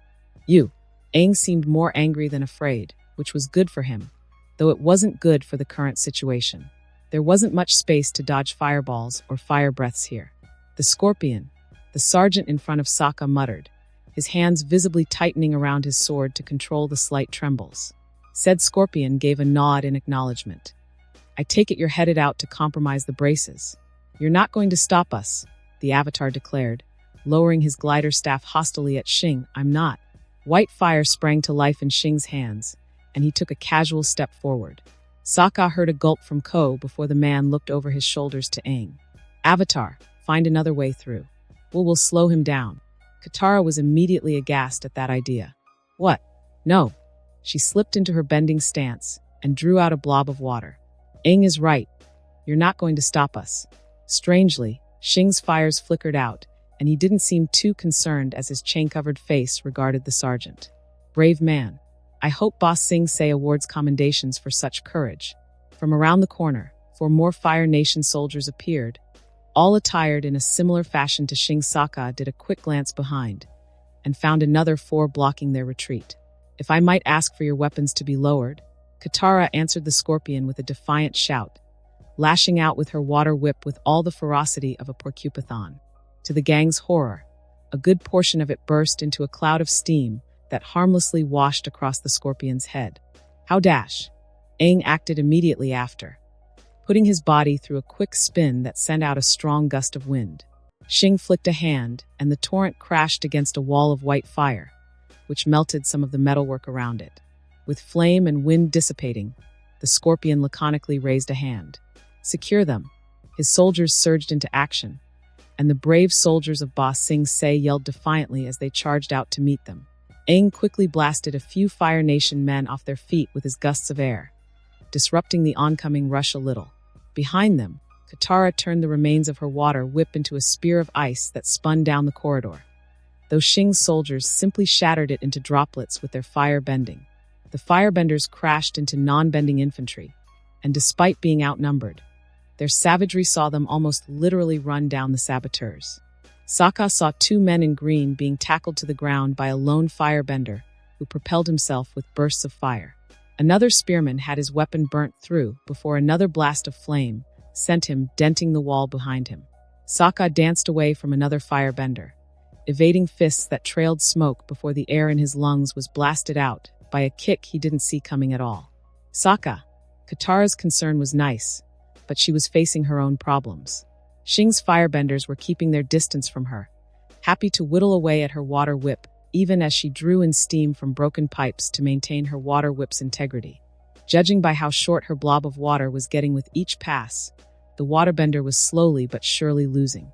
Sokka was abruptly lifted by his collar by rough hands, but Aang came to his rescue with a wordless shout, blasting the enemy into the duo harassing Katara.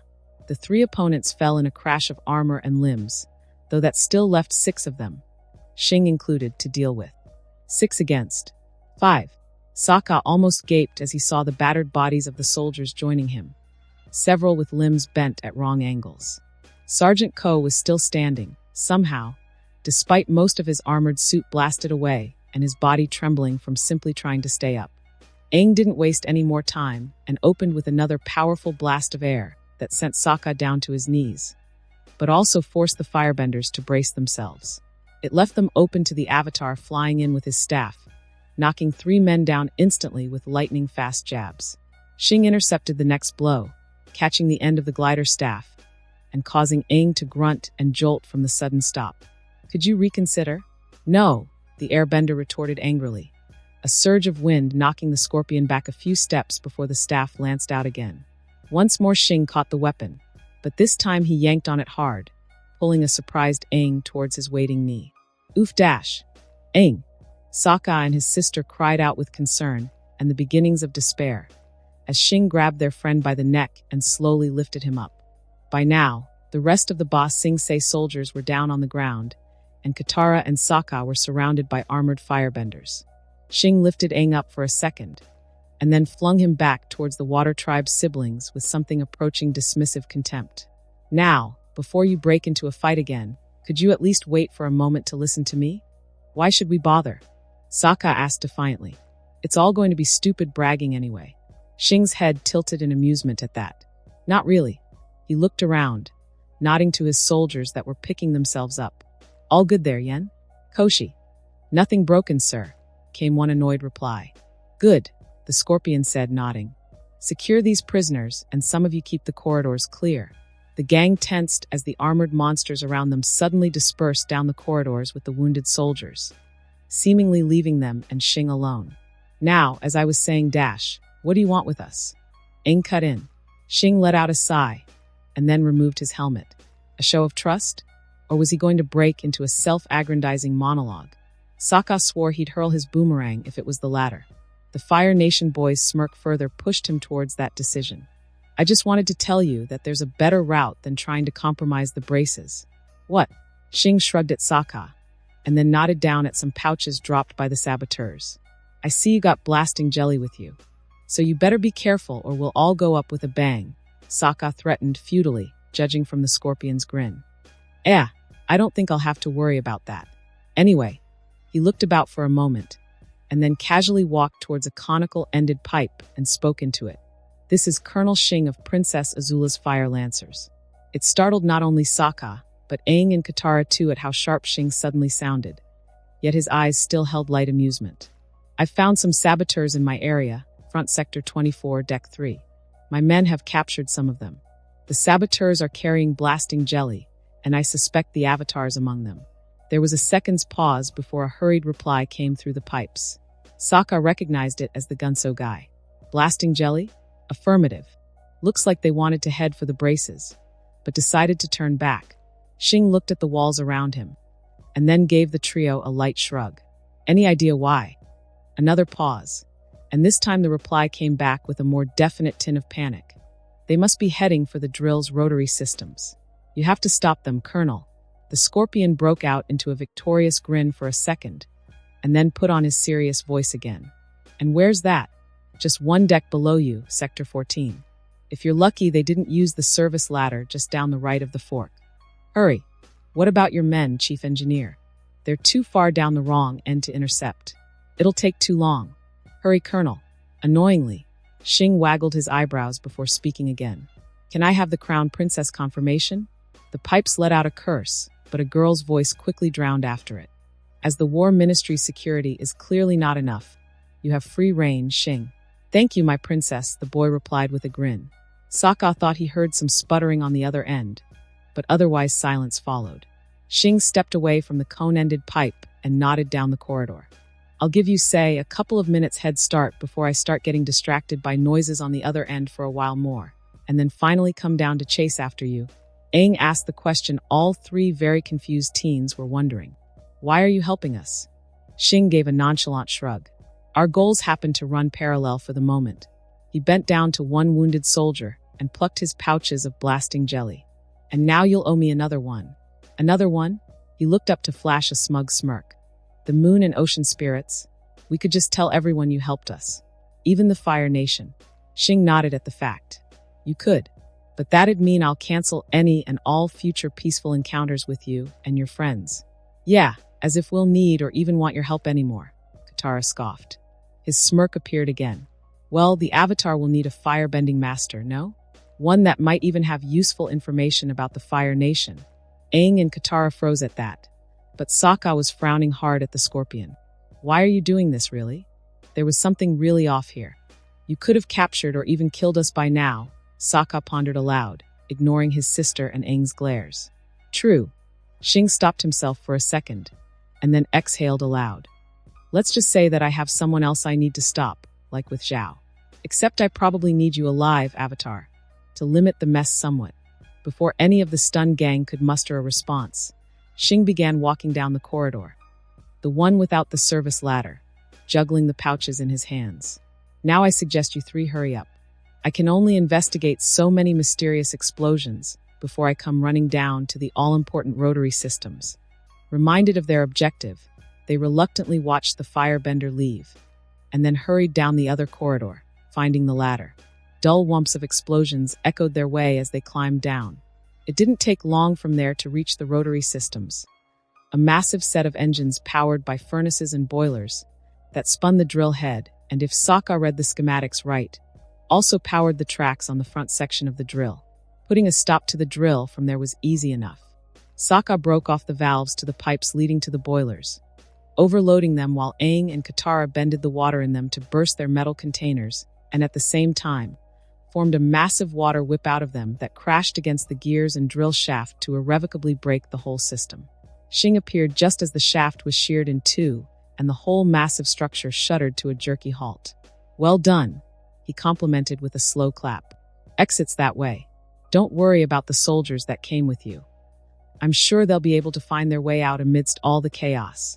Too busy to be annoyed, the trio quickly left through the hatch Shing had helpfully pointed out to them.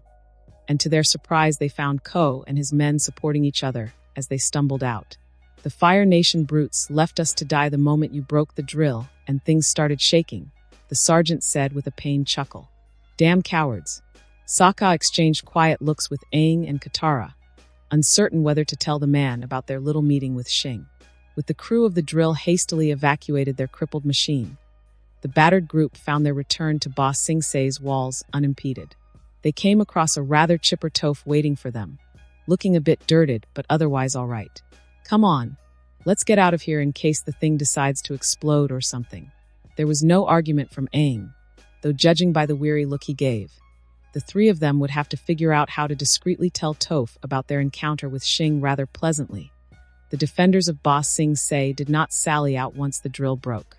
AZULA was thankful for that, since it made the evacuation process far more tolerable. These panicking civilians, pretending to be soldiers in the middle of a battlefield, were an annoyance the princess didn't know she could barely stand. The tanks and turtle fighters had formed up a rear guard, while the 11th patrolled up and down the oversized waste of metal to direct cowering engineers and laborers back to safety. As for AZULA and her friends, though, so let me get this straight, Chief Engineer Gunso. There's no backup to the bridge's elevation control, and we're stuck up here. Watching the sniveling man go pale was satisfying and all, and it was really no problem for AZULA and her party to just make their way down by themselves. But she noted a few quiet talents in the bridge that would be worth salvaging. Crew that held their shit together, as Ren liked to say, instead of trembling and looking about with growing desperation. Crew that seized the initiative and quickly produced the floor plan while Gunso was panicking over his conversation with Shing, or remembered to double-check the elevated bridge's safety once the whole drill came to a juddering halt. It'd be an utter waste to abandon such competent people and let them languish under Gunso. "WLII." AZULA raised a hand to cut off the useless stammering, ignoring the man and looking to the crew before her instead, particularly those that were not about to run about like headless chickens. "Might as well use the time for a quick test. I don't have time for your excuse. Now, does anyone here have suggestions on how we might all leave this bridge? Or do I have to incinerate all of you before I leave to deny the Earth Kingdom classified information?" The bridge burst into echoing shouts of begging, breakdowns, and frenzied yammering over one another. Again, the princess ignored all that and carefully noted the reactions of those she had marked out. They were either trying to calm their peers, or were calmly contemplating, instead of running from station to station in search of something, or trying to beseech AZULA to stay her fake execution. "Great, AZULA," Mai commented to her side, as if things weren't interesting enough already. Tai Li hummed in agreement, her hands going up to cover her ears, even as a bodyguard casually pushed back a hysterical man. "Yeah, the whole room's getting too shouty. Boss Sing Se isn't coming out yet, so just give it a while," she told her friends, and saw how the gaggle of even-headed crew, almost a third of the whole bridge staff, gave up on placating their colleagues and banded together to discuss something, poking away at several schematics. After a few minutes, one of them nodded gravely and drew in a breath before he calmly approached AZULA's dais. "Your Highness," the engineer greeted, but she held up a finger to pause his next words. Her other hand went up, and a blast of fire caught everyone's attention and finally silenced the bridge. "If you've all had quite enough of your prattling, your colleague here seems to have a solution." AZULA nodded at the man to continue. Your Highness, he began again, doing a good job of steadying his nerves. There's a manual method of operating the elevation controls. However, it requires someone to climb down to the main hull and physically disengage some safeties. So we'll have to break some things. AZULA simplified, and the man nodded slowly. How complex would the instructions be? It should be simple enough, Your Highness. Just find the biggest gears attached to this bridge's support and remove the locking mechanism that's keeping us from moving. The bridge side brakes should be good enough to get us down safely. Good. It was a clear enough explanation. AZULA nodded with satisfaction at that, and drew herself up as she regarded the rest of the listening bridge. Your colleague here, Sato, Your Highness. Sato has come up with a solution. Are there any counter-arguments to his method? There were murmurs, and Gunso looked like he wanted to say something, but in the end nobody objected. Good. The princess glanced over her shoulder to nod at her bodyguards. Sato, you will lead my bodyguards down and oversee the operation. Yes, Your Highness. Impressive. He didn't even hesitate and followed half of her guards out in good order. Definitely a talent worth nurturing. The colonial ministry could use some loosening of its dependency on the war ministry for the latest innovations. As for the rest of you, I suggest you stay calm until we make it out. My regiment should be evacuating the rest of your colleagues, and they'll be awaiting our arrival. You could have sent them up, right? I whispered once things settled down to a nervous silence. AZULA shrugged. Maybe. At this height, I don't know how many of these men would survive being carried down, though. Or they could, send up a rope or something. This way's more interesting. I didn't comment any further, and simply opted to roll her eyes and lean back into her seat with a loud, bored sigh.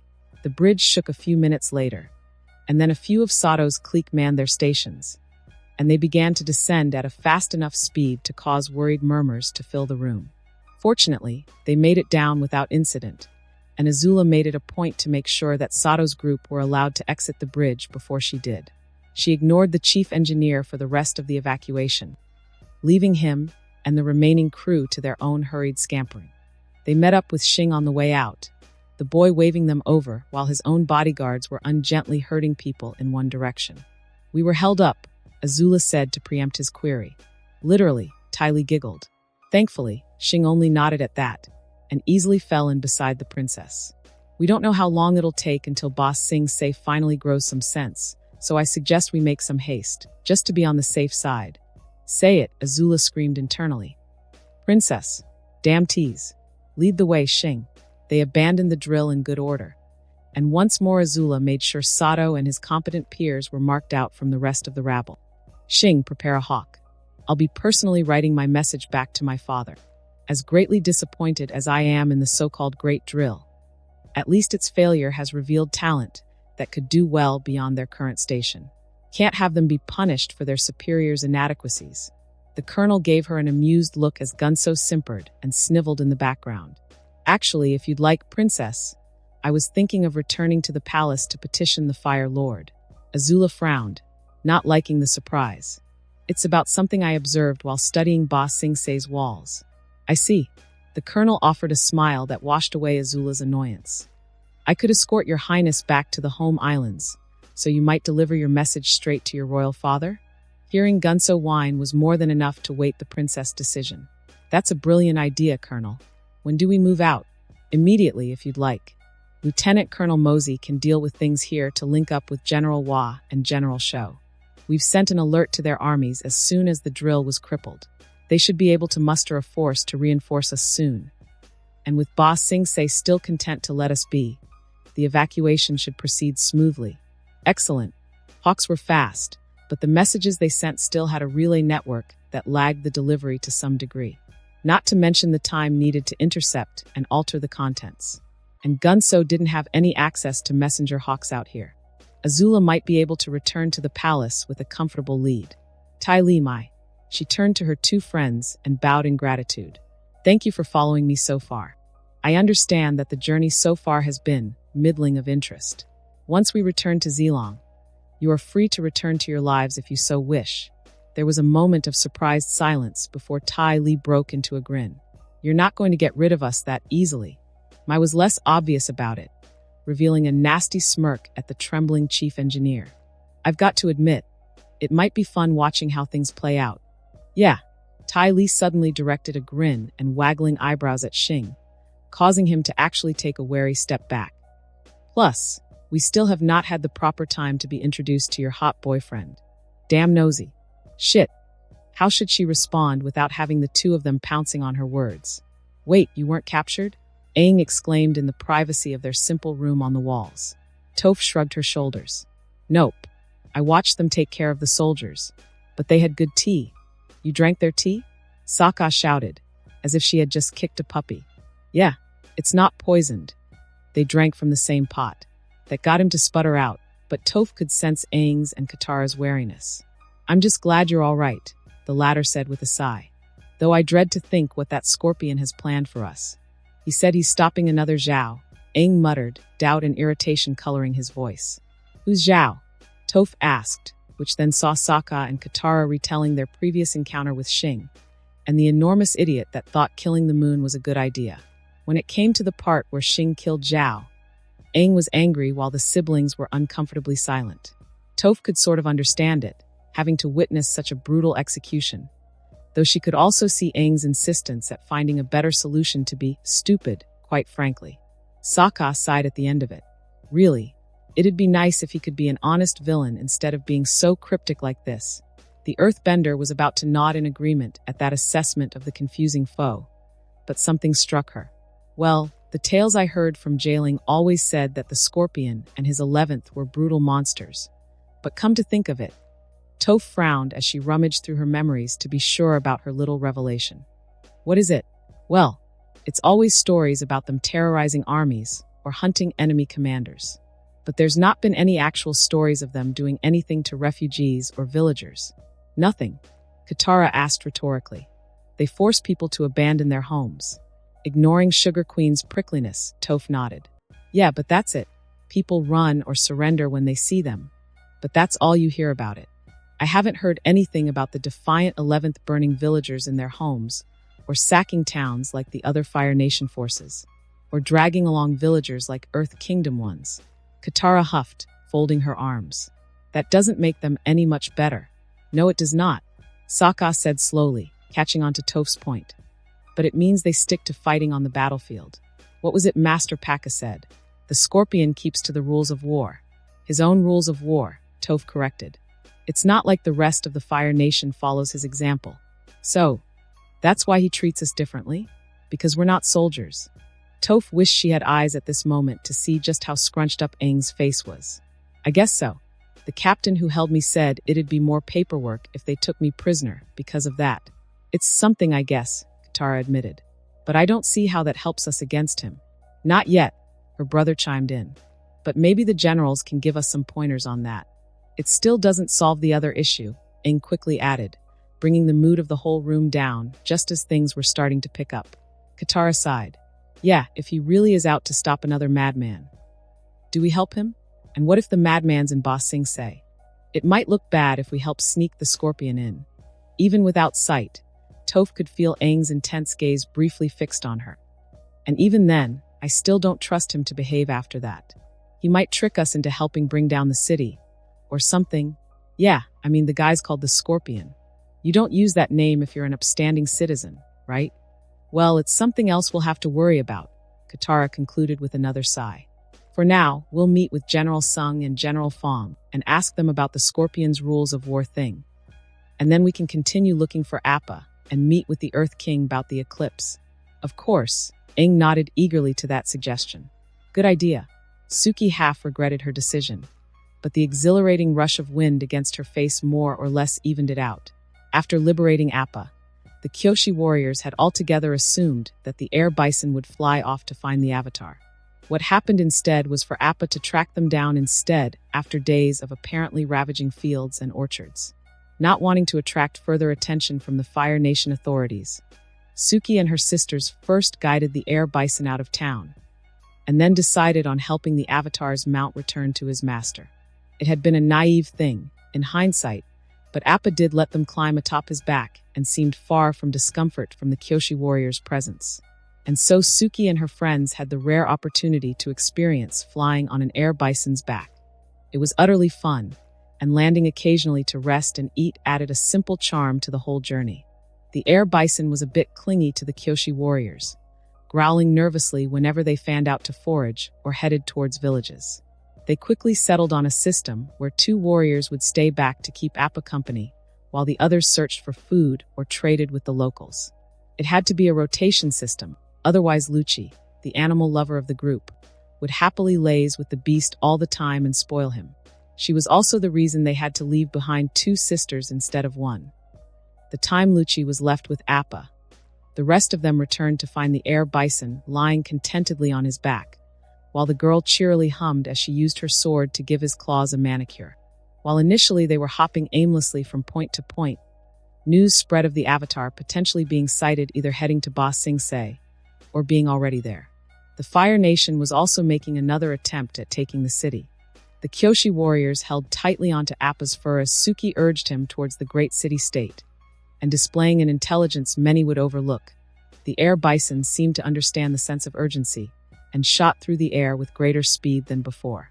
He was even happy to take less breaks, landing only for breakfast, and then dinner and sleep. As they drew closer to their target, news from the villages they visited grew grimmer. The Avatar might have been lost crossing the Serpent's Pass, or his ferry was sunk by a lucky Fire Nation bombardment, or he was turned away from the walls. But at the same time, others spoke of the Avatar coming to Ba Sing Se's aid, leading the valiant defenders against the Fire Nation or working with their generals to formulate a grand plan. Knowing what little she did of the Avatar, Suki easily dismissed all the rumors and focused on getting to the city before worrying about Aang's well-being. "Good boy, Appa, we're almost there." Suki smiled as he nuzzled her hand before taking the loose clump of hay she offered in her other hand. "We'll get you back to Aang soon, all right?" Appa gave a soft, rumbling growl at that, seemingly comforted by her words. Suki left Appa's dinner to Lucci's overindulgent hands and walked out to the forest's edge. From here, she could make out the great walls of Ba Sing Se, looming over the West Lake. Fire Nation patrol boats lazily skimmed through the water's surface, but they posed no threat to a flight-capable air bison. A sense of melancholy settled when she stared at walls for a little longer.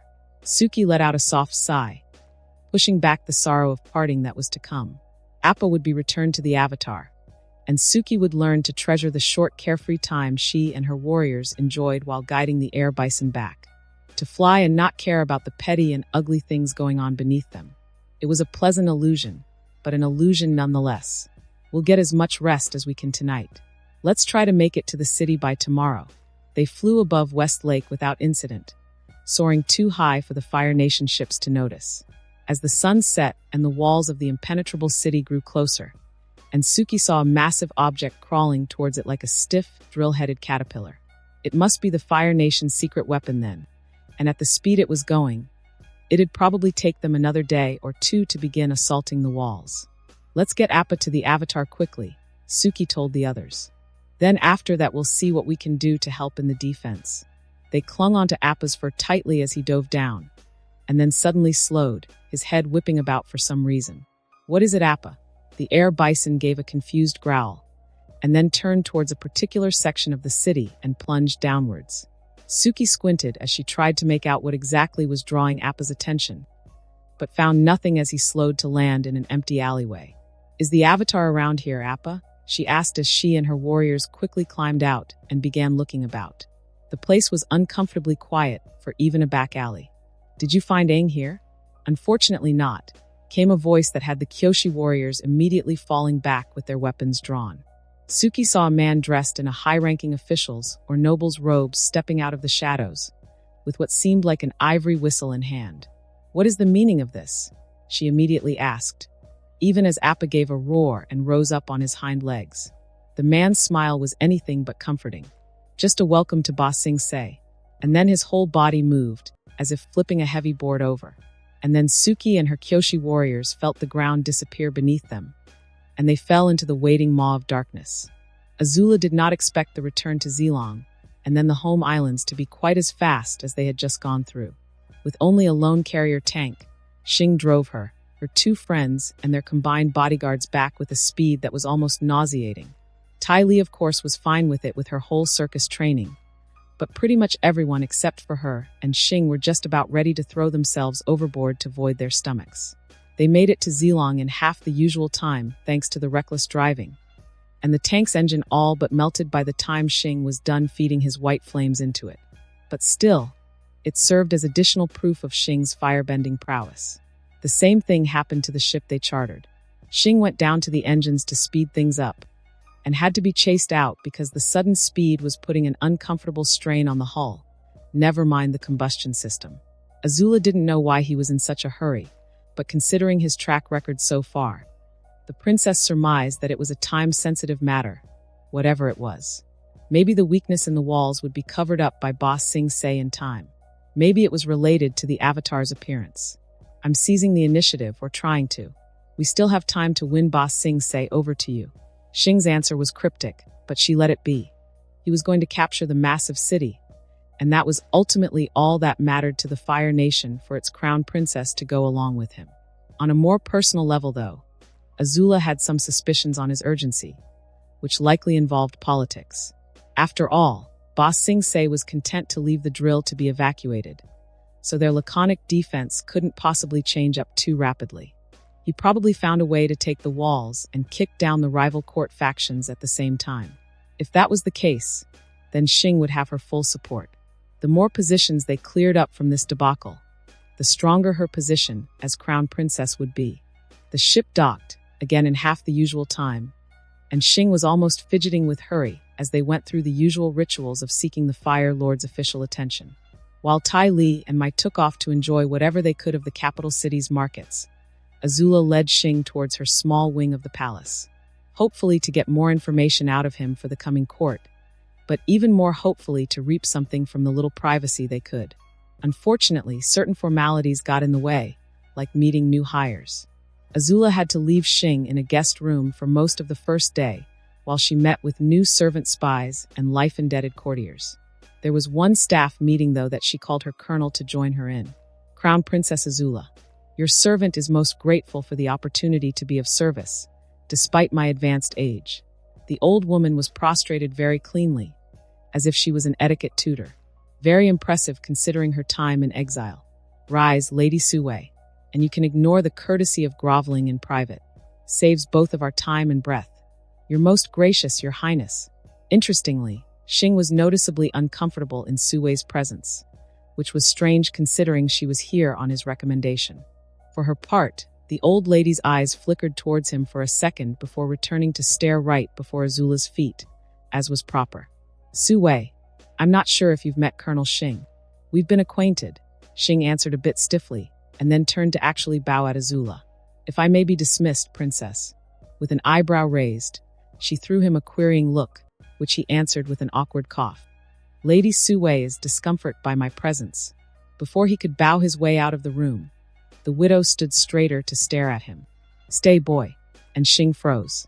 Very impressive. And very interesting. Sui let out a soft sigh as she glanced over to AZULA. If Your Highness would allow me to address the Colonel frankly? Feel free, she answered with an amused nod. I was wrong to begrudge you for my husband's attention. It was unbecoming of me to blame you and your soldiers for faults that were not yours. Sui let out a heavier sigh. I'm sorry for my ugly and unwarranted hatred, Colonel Xing. Xing practically snapped his spine, bowing over to match the new servant's gesture. And no, not at all. I fully understand, Lady Sui. Don't patronize me, boy. Sui snapped, and AZULA couldn't hide her smirk. You're being too considerate to an old and bitter hag. I understand the unfairness of loss, he replied, earning a soft hum from the old woman before she snorted. Ha, you've definitely been spending time with him. Sui began to shake her head slowly, and AZULA could sense the pain and sadness in the movement. So understanding, so soft. Too soft. The princess took the opportunity to defend her colonel. Yet from what I understand, the colonel here has managed to continue his mentors, your late husband's, teachings, and few would even think of calling Xing soft. That's because he's clearly got more sense than Li Dai, Sui said, almost snapping the words out. She fixed her gaze on Xing, who remained amusingly uncomfortable at the angry praise. I've kept up with what you've done, boy. Nasty work, but clever. You know where your real enemies are at least. He finally managed a resolute nod at that. Call your husband's enemies are mine, and they're all back here. Yes, the political power plays of the inept, AZULA foe lamented before smirking, which will hopefully change in time. Suwei nodded at the words, but her gaze didn't waver from Xing in the slightest. Then she took a step towards him, and just as Xing sought his princess out for assistance, the woman's arms reached out and pulled him into a tight embrace. Her voice cracked a little with emotion. Thank you, Xing. I'm sorry for my words back then. You have every right to say his name, to pay your respects to him. AZULA let the touching moment draw on, wondering to herself just how bad was their initial meeting that Xing was spooked so much, and Suwei had denied him even uttering her husband's name in her presence. Watching Xing out of his element was also entertaining, the boy looking helpless as his arms slowly, awkwardly moved to return the hug. The woman moved away from the embrace after a second and snapped a glare at Xing, now stop slouching. The princess is gracious enough with your sloppy attitude, but I'll not have my husband's grandson, adopted or not, keep up such rude behavior. And close your mouth unless you're trying to trap flies. Maybe Suwei could be honed as a reserve weapon in case Xing needed to be brought in line.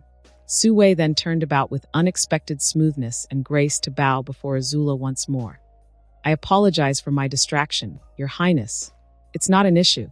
Having a stunned Xing was well worth the tangent. Now, on to your duties. I have several positions that could use someone of your veterancy. Your Highness need not pretty up your words for me. I'm old, and I've been around and suffered long enough to understand the darker realm of politics. Good. Your observations might be invaluable for several operations I have in mind. I'm sure you'd be interested in some of the names I want to look into for egregious corruption. Countess Mingli, Baron Chao, and several others. AZULA approved of the dark edge in Suwei's grin. I would be more than happy to provide you with what information I know of their inner workings. I'm sure you would. If they're as corrupt as I suspect, I'm sure my father would be more than happy to reclaim the wealth wrongly held back from him. And I could use someone to ensure that the liquidation of their assets proceeds smoothly. Make sure that they pay up what's owed with interest. The old woman chuckled as she bowed once more. Your Highness is most generous. Consider it a signing bonus, AZULA said with a wave of her hand. I find it better to have my underlings grasp what I'm trying to do. And if they get to enjoy some justice or vengeance along the way, all the better. Iroh did not know what his niece was playing for this time, but it was undoubtedly interesting. A good number of courtiers and generals were muttering nervously about the crown princess' unexpected and quick return. Ozai sat on his throne in passive silence, with his new favored courtiers standing closer to him than the high generals. The shift in power had not been subtle, but it had been inevitable in Iroh's eyes. With the disgrace of Zhao and failure of other commanders within the traditionalist faction, opportunistic nobles within it had easily redirected the full blame on the Fire Nation military rather than its sponsors, which split the high generals along invisible lines. Those that entrenched themselves in the faction to save their political career had no choice to go along with the frankly ridiculous lobbying by the civilian nobles, like supporting the use of the Great Drill. Others, particularly Bujing and Shainu, were forced to the sidelines and wisely chose to keep silent, save for particularly critical operations where a delusional mistake could cost a whole theater of war. Despite the small number of higher officials in the latter category, the new disenfranchised faction had a sizable following among the lower officials, and especially the field commanders. Iroh should know. He'd been approached by officials and generals alike seeking his involvement in royal politics. Some had dared insinuate that he should lead the faction and purge the corruption within the palace. Iroh had to reject their offers, not because of its treasonous implications, but because he dreaded the chaos that would follow. The older half of the disenfranchised traditionalists were unsubtle about their support for Iroh, while the other wanted to restore Zuko from his wrongful disgracing. Yet, the prince also knew that out in the public, neither he or his nephew garnered the most support. It was AZULA, who had been consistently delivering tangible results, that held sway. Those in the colonies in particular were fanatically devoted to her, and as underrepresented as they were, their support was something the courtiers in the palace shouldn't ignore. A shame that most did, and those that didn't were all in AZULA's camp. Iroh dragged himself out of his thoughts as his niece knelt before her fire-obscured father, Xing doing the same just a few steps behind her. Daughter, you've returned faster than expected. Yes, father. Unfortunately, I bear bad news. The great drill was stopped before it could even reach Ba Sing Se walls. Saboteurs managed to infiltrate it despite the War Ministry's defenses to cripple the whole thing. Iroh felt his brother's quiet anger rising. The crowd present the only thing that kept him from lashing out. How was it possible? A courtier asked aghast. I thought our tanks and soldiers dash, AZULA cut him off with a glance. They had the Avatar helping them. She let the mutterings rise before continuing. If not for my own regiment intercepting some of them, the subsequent damage might have been far more extensive, and I might still be stranded on the bridge, which, coincidentally, was stuck high in the air because nobody thought to include an override in the design. As it is, we've evacuated most of the crew to safety, and Ba Sing Se is content to not hound us. Silence slowly descended as the growing pressure of Ozai's rage smothered the throne room. He eventually spoke. Once more, it seems that there are those in my court who are keen to make a fool of themselves. Iroh heard the shuffling of feet and saw space being made around a quartet of confused and terrified courtiers. The poor souls had been condemned from the start then. Thankfully, Ozai did not shift his focus on them just yet. You said your regiment only managed to intercept a portion of the saboteurs, AZULA. Iroh frowned at his brother's penchant for always finding fault in the achievement of others.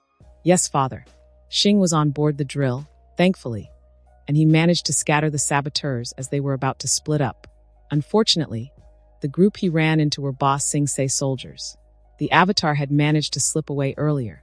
A shame. Another heavy pause, and then Iroh saw Ozai's head shift a little. Colonel Xing, it seems that the spirits were not with you this time. I misjudged the intruders, Fire Lord. Admitting mistakes was an admirable thing. If Xing was not dealing with Ozai. First your escaped prisoners, and then having the Avatar slip past you. It seems that for every brilliant victory you bring us, you follow up with a careless mistake, Colonel. Iroh huffed quietly, ignoring the looks he got from nearby officials. Really, to deem bad luck as a mistake. Even some high generals were frowning at that. If Xing's poor fortunes were a mistake, what did that make the rest of the army's and navy's performance? I offer no excuses, Fire Lord. At least you attempted to stop the sabotage. If I may, father. At his silence, AZULA continued. The War Ministry's lack of unity is leading to wasteful expenditure of resources and manpower. Perhaps, if they were professional enough, making them compete for the post of minister would be the right choice. So these men are too unprofessional? Ozai asked, obviously mulling over his daughter's take. AZULA nodded curtly. If I remember right, 4 separate parties have left the Fire Nation in search of the Avatar. 6 engineers are occupying laboratories and war factories in pursuit of a weapon that would win your favor. 2 officials have been pestering me for my attention, as if that would tilt the balance to their favor. And 1 chief engineer had almost thrown away scores of trained engineers in trying to break Ba Sing Se. To say nothing of the amount of metal he's just parked in front of the city for its defenders to steal from us, or the wreckages of tanks that they might salvage to create their own variants. Their need to show off instead of getting the job done is wasting precious resources and time. The Crown Princess knew her father well, wording her complaint purely as the fault of the War Ministry's aspirants instead of reminding everyone that it was all done on the Fire Lord's directive. Already Ozai was shifting in his throne, ready to use this opportunity to put people down so that he could remain on top. You might be right, daughter. No, you're right. I've overestimated the competence of the War Ministry staff. Let it be known that I am immediately putting an end to the competition for War Minister. Have all candidates recalled to the palace within a month's time. A private court will be held at a later date to determine the best candidate for War Minister. Murmurs followed after the proclamation, but nobody dared to object. The War Ministry hopefuls were left to fend for themselves now, their court sponsors immediately wiping their hands clean to be free from Ozai's and AZULA's attention. Is that all, daughter? Not fully, father. Due to his accomplishments, I have granted Colonel Xing here the chance to petition you. Is that so? Iroh could imagine his brother's eyebrow rising from that. Colonel Xing, you have my attention. Make it worth my time. Xing nodded once, subtly exhaling as he did. Yes, Fire Lord. I humbly request for permission to break Ba Sing Se's walls and capture the city. Well, that wasn't too surprising, considering what Xing had accomplished so far. And I wish to use my claim by conquest on the city. HM bold, but again unsurprising. so that I might become a suitable candidate for an engagement to Crown Princess AZULA. What? AZULA's head snapped around to Xing, and only now did the courtiers murmur away to create an annoying drone. A bold request, Colonel. Ozai was amused, probably at his daughter's reaction. He probably had his wry, unlikable smirk right now too.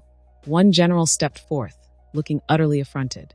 After all the talk of wasteful expenditure earlier, you dare ask to throw the lives of more men at the wall to undeservingly request an engagement? Such insolence. A well-groomed noble joined in. You forget your place, boy. As many as your achievements are, you are still a colonel. You do not get to lead our armies for the sake of your vanity. Xing's response was to turn his head over his shoulder and smirk, which sent a cold tingle up Iroha's spine. The boy had come prepared for this. I would like to point out that, while those are legitimate arguments, and the Fire Nation should not needlessly throw away men at the walls of Ba Sing Se, I did not mention anything about sending or leading armies. Silence struck the throne room. Iroha's jaw fell. AZULA looked like she was about to fall over. Generals and courtiers alike stared incredulously at Xing as he turned back to bow once more before the curtain of fire. Fire Lord, I request your leave to personally breach the walls of Ba Sing Se, both outer and inner ones. The armies can march in after me to secure them, where they would have to endure less attrition. I will break open their walls, and I will step into their palace to claim the city for the Fire Nation, in exchange for a betrothal to my daughter, and your approval to govern Ba Sing Se. Xing, are you AZULA? Silence returned for a few seconds before Ozai spoke again. How is this different from Zhao or the War Ministry's foolishness? Xing managed to shrug even in his kneeling position. I am only one soldier. If I fail, your armies suffer no further losses, and your majesty would have gotten rid of another overambitious fool. My success will be due to my own efforts, not from the expenditure of your kingdom's resources. Well said. Still, it is a deluded request. More silence, and Iroh noticed how everyone was carefully watching with anticipation as the scene unfolded. But as you said, it is no major loss to us. Colonel Xing, you have my approval.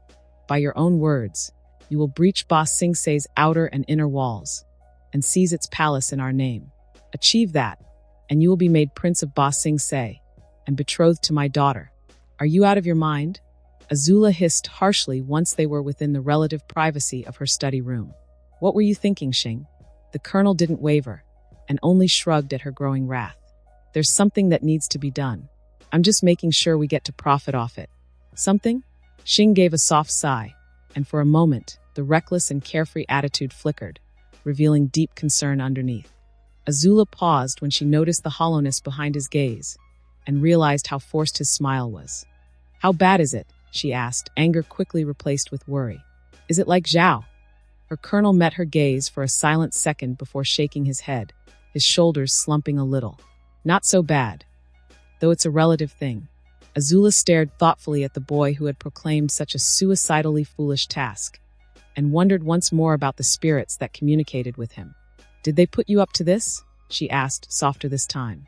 Xing shook his head. No, but you were told of it. He shrugged noncommittally. I know what's probably going on and roughly where, but I thought to take a crack at it before someone else gets to it. Someone else like the Avatar? Yeah, I'd rather not let him bumble around to fix it. Plus, if I get there quick enough, I could get him to owe me another one. AZULA caught the meaning of his last sentence, and her eyes narrowed. Another one? Well, he sorta owes me for keeping the water tribe's fishes alive. I see. There was definitely more to it. But this wasn't the best place to talk about it. As loyal and competent as her staff were, AZULA did not fully trust the walls around her. The faster they left the palace, the better. A nagging question floated to her mind's surface, and AZULA found herself suddenly fighting back a stammer. Was the thing about the engagement? Xing's gaze was intense as he took a step towards her and gently held her hands. His grin sent a warm, reassuring tingle down her back. You have it the other way around, my princess. Ba Sing Se was a convenient excuse. Consider me youthfully impatient, and being able to prove my eligibility to you at the same time is a big plus, no? AZULA searched his eyes and found that he meant the words, however playfully he put it.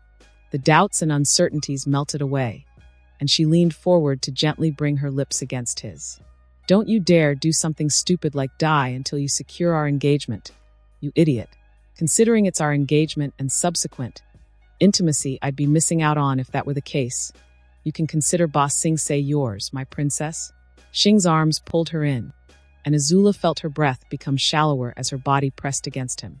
It was truly a shame that they could only settle for a restrained kiss, considering that the walls were thin and her servants might be coming in any time now. Still, she savored every second of their exchange, right up until someone politely knocked on the door. Pulling away, AZULA was panting slightly, and for better or worse Xing's hands had been chaste enough to leave her barely disheveled. Do not disappoint me, Xing. For Xing bowed, imparting a last kiss, on the knuckles of one hand this time. I'll see you next in Boss Sensei, my dear princess. It took several minutes after he left before the princess met with her agents. Even then, AZULA was sure that her diligent operatives were polite enough to not comment on her clearly flushed cheeks or her lingering smile. Sir Dash, don't worry, Koshi. I promise it'll be all right. Koshi sighed as he kept up with his charge. No offense, sir, but you're taking on Boss Sensei alone here. That's not exactly accurate. A ghost of a smirk flashes across the colonel's face, causing the lieutenant to hold back another sigh. Yen shook his head. It'll at least reassure us if you could provide us further details about what you're doing, so we could better support you. Xing stopped walking to turn towards his bodyguards, mild exasperation peeking through his expression. Look, the presentation is also important. I need to be the only one in sight when I bring down the walls and seize the palace. I can't have it be said that I used the regiment in any way to get me there.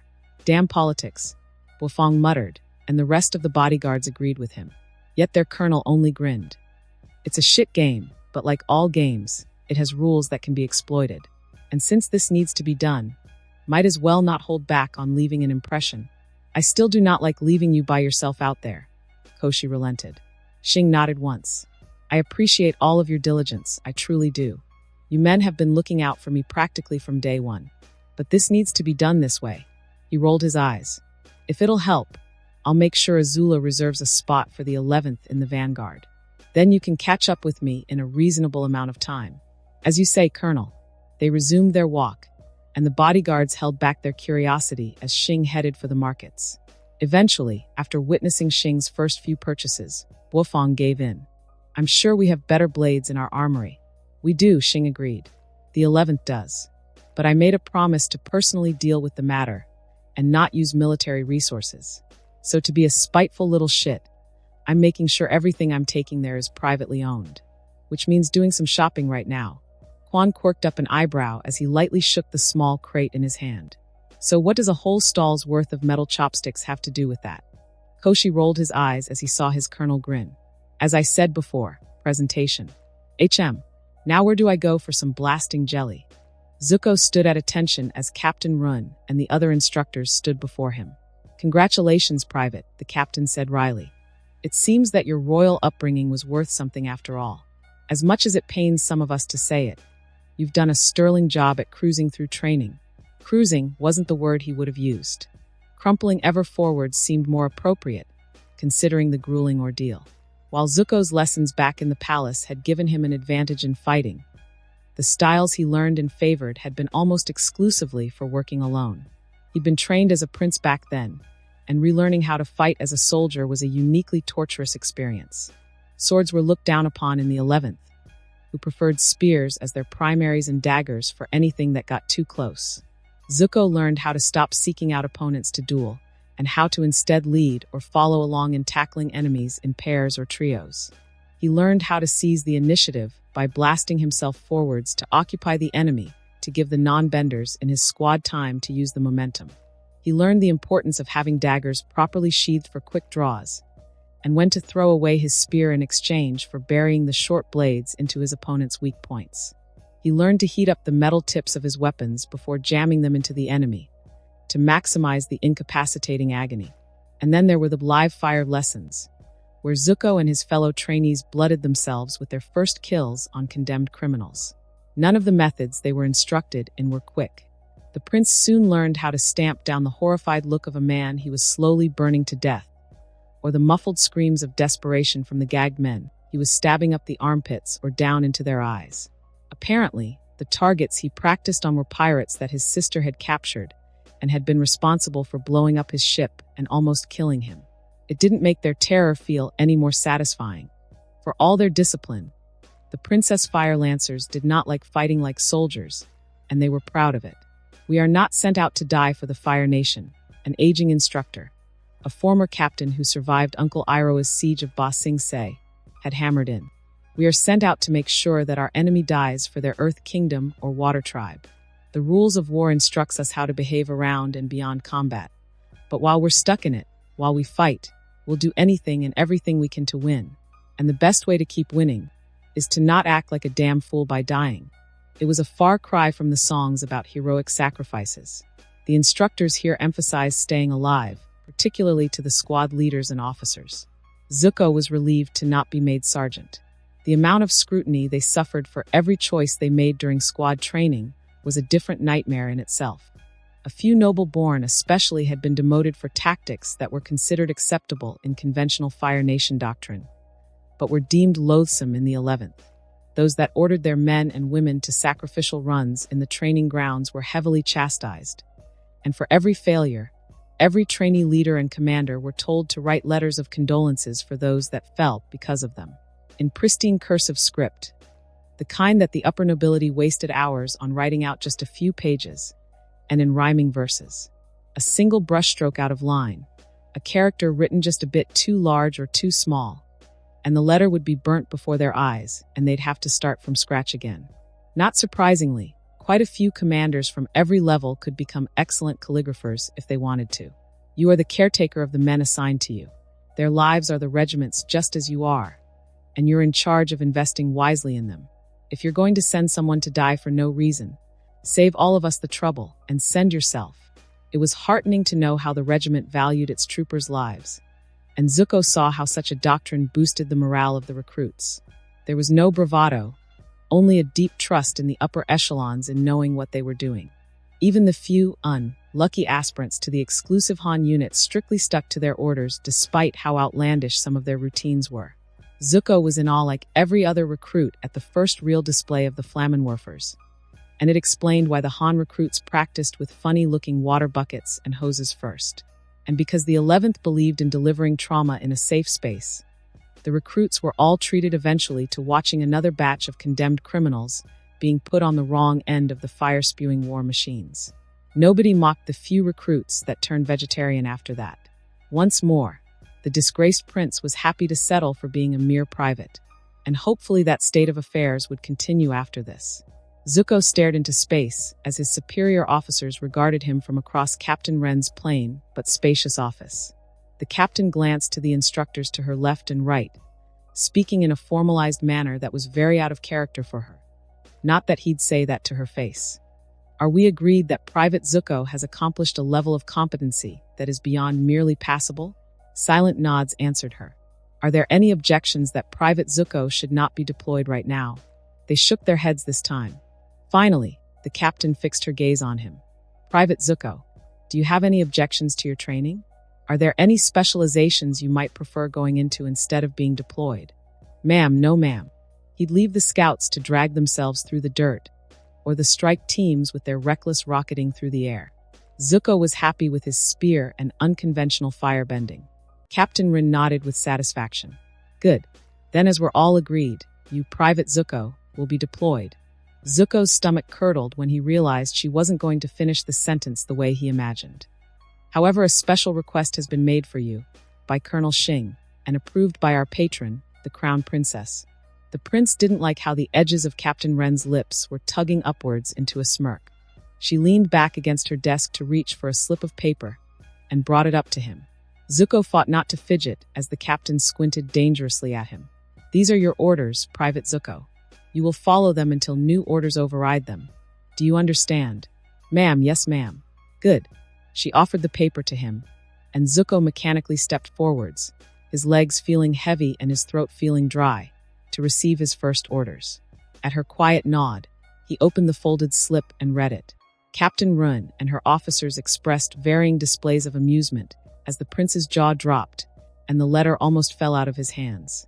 "Congratulations, Private. You've done well enough that the crown princess deems you fit for bodyguard duty. Do your job well, and you might receive a pay raise to match.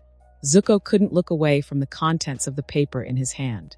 To serve as a guard for Her Royal Highness, Crown Princess Azula's entourage, particularly to be of service to Lady Mai. Was this Xing's doing, or Azula's? I suggest you close your trap and start packing, Captain Rin drawled, bringing him out of his mild shock. Ship's leaving tomorrow. Say your goodbyes, and enjoy seeing to the well-being of your sister's friend. Zuko nodded dumbly and turned to leave, but as he exited her office, the captain's last words almost sent him tumbling past the doorway. Oh, try not to look too deeply into their well-being. Azula prefers her friends to be able to continue traveling with her for some time yet, not be laden with a pregnancy. And it'd make Xing look bad if his soon-to-be brother-in-law gets tangled up in such a scandal. Brother-in-law? We've only got a couple more days, Aang, Katara said, trying to calm the antsy airbender down. And the generals have already sent out their people to look for Appa for us. The Avatar stopped to raise a hand towards the set of walls looming in the distance, masking the city proper of Ba Sing Se. Yeah, but we're so close, and the city is so big. It could take days before we find Appa. The longer we wait around here, the longer he's stuck in who knows what kind of situation. Toph gave an annoyed grunt. Yeah, but if we're in there when the Fire Nation makes another appearance, we'd have more than just Appa to worry about. Aang sighed, relenting to his friend's words. Sokka felt for the guy, really, but Toph was right. The generals had requested, very reasonably in Sokka's mind, that the gang remain on the outer walls for a few more days, just in case the Fire Nation returned. With Xing showing up, the commanders of Ba Sing Se had been clearly spooked. General Fong tried to hide it, but his overcompensated stoicness betrayed his nervousness, while General Sung more openly wore his concern. Interestingly, despite the disparity in emotions, both generals contributed equally to bolstering the defense. General Fong channeled his sternness onto the soldiers manning the wall, bolstering their resolve with training drills and stony words. The meeker General Sung organized the supplies in the meantime, arranging for extra piles of dirt and rocks to be sent up, and using the not-so-cheap tactic of bolstering morale by increasing food rations and overstocking the armories. Sokka had taken in the contrasting methods and noted how both did their job in keeping the defenders from worrying too much. But these two were generals tasked to only defend the wall and not venture out. The broken drill still lay just outside, untouched for the time being because neither wanted to risk falling into a potential trap by investigating the wreck. Aang and Toph had volunteered for it, but considering that neither were combat engineers, their assistance was too limited to be accepted. I just don't like being stuck up here doing nothing, Aang reasonably complained. But Aang was the Avatar, and both generals wanted to keep him around as a trump card for as long as they could, which after some negotiations meant at least until reinforcements arrived, which should be 2 days from now. Sokka picked up the mutterings from the troops, and apparently Ba Sing Se was recalling all its field commanders to defend itself. The one that got the troops on the walls particularly excited was the return of one General Yu, the great hero of Tai Plains, the one who had dealt the 11th its most decisive defeat. The way some soldiers spoke of his brilliance, the gang expected a mirror of the Scorpion, brilliant in tactics and combat, and maybe not as twisted as his Fire Nation counterpart. In the meantime, while they waited for the hero general's arrival, Aang kept training his waterbending with Katara, and earthbending with not only Toph, but the generals as well. Sokka didn't know that the blind earthbender had it in her to tolerate tips from outsiders, but apparently the combat-experienced earthbenders gave pointers that she acceded to, like hardening the tips of earth waves into jagged blades to break an enemy's charge, or piecing together rock armor to maximize protection in important places. It all highlighted to Sokka how brutal their time in combat must be, for even the hunched-over General Sung to be giving Aang and Toph pointers on how thick their earth walls had to be to survive a certain amount of firebending or spears. Both Avatar and Blind Bandit realized it as well, and while Toph grimly accepted the knowledge, Aang seemed to teeter with doubt, especially regarding more violent advice. The air nomad monk was clearly reluctant to accept the importance of aiming his earth spikes at necks and faces, or sink the ground to trip his enemy into a waiting bed of rocky spikes. Sokka felt bad for his friend, but Aang's pacifism was something he had to deal with himself. They'd seen the aftermath of Agnikele. It was a horrific thing, yet the Northern Water Tribe had to kill to defend their family and homes. Aang understood that, but Sokka knew he was also afraid of what lay on the other end of the spectrum. The bloody lunatic that wielded white fire. Could any of the gang descend into the darkness like the scorpion dragon if it came down to it? Hopefully not. But Toph had suspected that the Airbender was particularly afraid of going down that route, especially since as Avatar he wielded far more power with the 3, soon-to-be 4, elements. Sokka agreed with her, even if Katara was insistent about the whole killing is wrong angle. The 2 long days eventually passed, and the gang were almost disappointed as a whole when they saw the much-hyped leader of their reinforcements. General Yu at least looked as capable as General Fong, but where the latter gave a sense of stony reliability, the former seemed tired. Very tired. General Yu, we're glad that you're here. Come, your office is waiting for you. I've had our plans so far ready for your review. The other 2 generals practically herded their weary-looking peer away, and Sokka didn't miss how he gave resigned nods and short answers, like he was forced to be here. I gotta admit, I don't know why they treat him like a bigger deal than Aang, Sokka admitted while they lunched in the privacy of their spacious lodgings. Toph shrugged. Beats me too. Judging from his footsteps. That General Yu seems like he's tired and overworked. Katara, as always, tried to look on the bright side. Well, maybe it's because he's the best general they got, and they rely on him for his advice. Okay, not as bright a rationalization, and it admittedly made some sense. He beat off Xing and his goons after all. Toph beat Sokka to a rebuttal. He beat the 11th, but not Xing. Xing wasn't leading them back then. Not outright. They say he's been leading them from the shadows before he got promoted, which was disturbingly true. How old was the guy when he became a monster who taught his men and women how to monster like him? Toph still looked doubtful, but kept her silence, settling with just folding her arms. This time it was Aang who spoke up before Sokka could get a word in. I think we should be prepared in case Toph is right. He regarded Katara with a concerned frown. After all, we've seen how strange Xing acts, and how he lies to his own Fire Nation leaders. Sokka shrugged at that. He tried not to think too much about that point at all. Either Xing's loyalty was highly unreliable, which means he can't be trusted, or he's working to some hidden goal, which also means he can't be trusted. Coupled with the way he cut Zhao in 2 with his firebending, and how casually he treated the gang back at the drill. It just hammered home even more that the Scorpion really could not be trusted. Like at all. Regardless, with General Yu stuck in a meeting with the other generals, the gang were ready to enjoy their last night on Ba Sing Se's outer walls before they headed into the city itself the following morning. Unfortunately for them, the sun hadn't even begun to rise when a commotion stirred. Blurry-eyed, the quartet of teens woke up to the most ill-timed of news. The Scorpion Dragon was making an attempt for Ba Sing Se, and he had made public his promise to bring down the walls. 2 whole armies followed in his wake, ready to seize the gains Xing created for them. Take heart. We've already just foiled off the Fire Nation's attack. General Yu looked utterly despondent, but his words nonetheless strengthened the soldiers' resolve. We'll be ready for whatever new toy they throw at us. Our comrades in the other armies are making their way to bolster our ranks. And don't forget, we have the Avatar with us. Sokka saw how the general drew in a steadying breath amidst the cheering of the crowd around him before he continued. His expression changed so suddenly that it seemed as though he just wore a mask. We will not falter. Ba Sing Se will live up to its name. The Scorpion Dragon, however storied he is, will not break into the impenetrable city. For our loved ones, for our homes, we will throw back this attack. And we will keep doing so until the Fire Nation finally learns their lesson. Just like that, Sokka felt like cheering along with the soldiers. The soaring mood was infectious, with Aang and Katara joining along, and even Toph nodding with an approving grin. Appa would have to wait a bit more. They had another round to go with the Fire Nation. It took the officers in the 11th all of their professional will to not descend on their colonel, like older adults scolding a misbehaving youth. What's done is done, and no amount of asking Xing what he was thinking could change that. Mosey hated it, especially because he now had to lead the regiment in his commander's absence.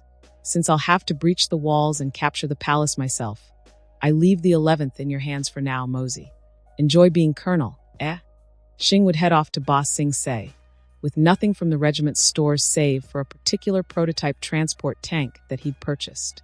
Watching him drive off was like witnessing the boy traveling to his death, and it took constant reminding by Koshi and the bodyguards to trust in their young, spirit-touched colonel, however doomed this endeavor seemed to be. With his work cut out for him, Mosey made the regiment ready to join the northern and eastern armies in pushing towards the great city. It would be a spearhead not unlike the types the Fire Nation was used to doing, save for the fact that pressure at the spearhead would be far more concentrated to quickly break through Earth Kingdom lines. The 11th, of course, would be part of that vanguard, and Mosey had Regimental Quartermaster Hyung obtain everything they could possibly need for an extended and rapid push. Most of the prisoners, except for the healers and General Yama, were kept in Zilong, freeing up more transport tanks to carry supplies. A small reserve would also remain to wait for and escort Princess AZULA to the front once the front reached Ba Sing Se. The new Flammenwerfer tanks would serve exclusively as fuel carriers until they reached the walls. The Hans crewmen would just have to bear the being crammed in with barrels of oil within their more armored transports for a while. Their weapons reservoirs were topped up, but plugged up just to be safe, by calling in favors and loosening up the regiment's purses. A supply line was established by using the merchants of Zilong. As expected of him, the great and generous merchant Jichoi had promised to commit most of his trade caravans to provide fresh supplies to the regiment and its allies at cost price. The merchant didn't just offer his usual fare either. By now he had expanded into other foodstuffs, becoming less cabbage merchant and more food magnate. The 11th rolled out, keeping as fast as they could to meet up with Generals Shou's and Wa's armies and take up the post of vanguard. Despite the constant worry, there was a sentiment within the regiment that jokingly hoped they did not reach Ba Sing Se to find its walls already shattered and Xing sitting on its throne, with the ashes of all opposition already blown away by the wind. Li Ming also helped soothe the nagging worry, her own trust in Xing being a calming balm for the lieutenant colonel. He pulled off a lot of impossible ideas already loved. What's a mere city and its walls to him? Mosey's lover massaged his shoulders to encourage him to release his pent-up tension. If anything, you should be more worried about what happens after. He scrunched his face in confusion at Li Ming. What do you mean? She grinned with light amusement. Her fingers slowly slid down Mosey's chest as she leaned in from behind to whisper in his ear. Well, we'll be in Ba Sing Se, the center of the Earth Kingdom. A massive city that needs taming. What do you think would be the first thing Xing might want to do to keep the populace well behaved? It took Mosey a few dense seconds before he finally understood, and the thought of being forced to march through the streets of the city to be mobbed by hundreds, thousands of Earth Kingdom spinsters made the lieutenant colonel shudder in his lover's arms. Li Ming giggled into his ear. See, now you have something greater, and something more plausible to fear. Fear. It was beyond terrifying. He'll have to figure out a way to injure himself right before they entered the city. Maybe he could pay a driver to run his leg over with a tank, or get one of the regiment's earthbenders to drop a boulder on him. Reports of the new approaching enemy came in, taking a detour to seemingly hit the southern sector of Ba Sing Se's walls. Rather confusingly, the enemy only consisted of a sole Fire Nation transport tank, proudly flying the banner of the 11th, with a lone driver in it. The Scorpion Dragon was truly and literally leading the charge, it seems. Initial attempts by the scouts to stop the monster's approach were swiftly and lethally rebuffed, with 4 teams already missing and assumed dead. The 5th Brave Squad to try and stop the Fire Nation's maverick commander was incinerated down to 1 survivor, who was given a head start to deliver a simple message. I come for Ba Sing Se. A nearby army group was immediately dispatched against the Council of General Yu to intercept the Scorpion Dragon as soon as they could. Routed stragglers returned to the city days later, bearing news of the boy burning his way through hundreds of men, and leaving the rest to scatter after he incinerated the army commanders down to ash. Some addled survivors even told of the boy diving down from the heavens to suddenly ignite the whole battlefield. With the nearest army now scattered to the wind and their confidence stamped out, the Earth Kingdom's Council of 5 finally heeded General Yu's advice. All available forces would be mustered in front or on top of the walls. A coterie of generals would return to the royal palace to petition the Earth King and his court, who had been reclusive and unreachable for a long time, for permission to draft the populace.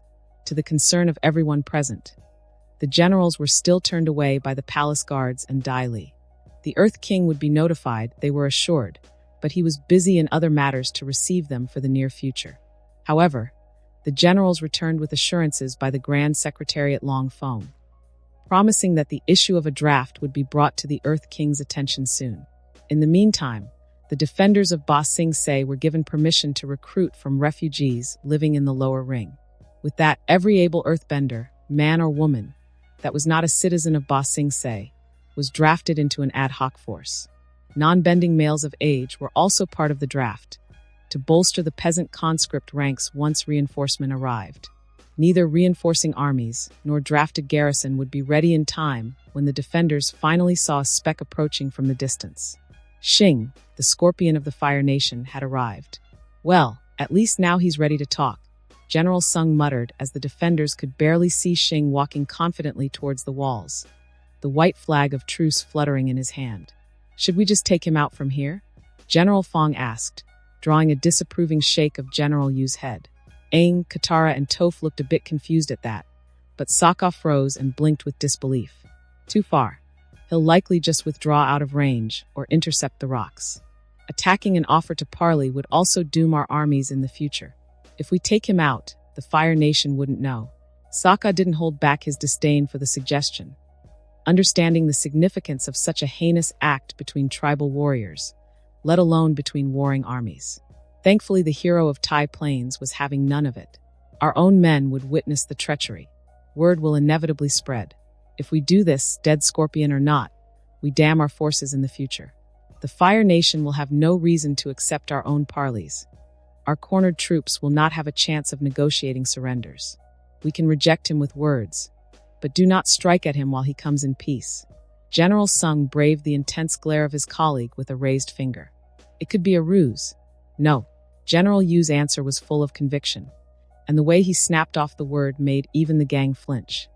The Scorpion is a treacherous combatant and strategist, but at no point has anyone observed him breaking the formalities of war.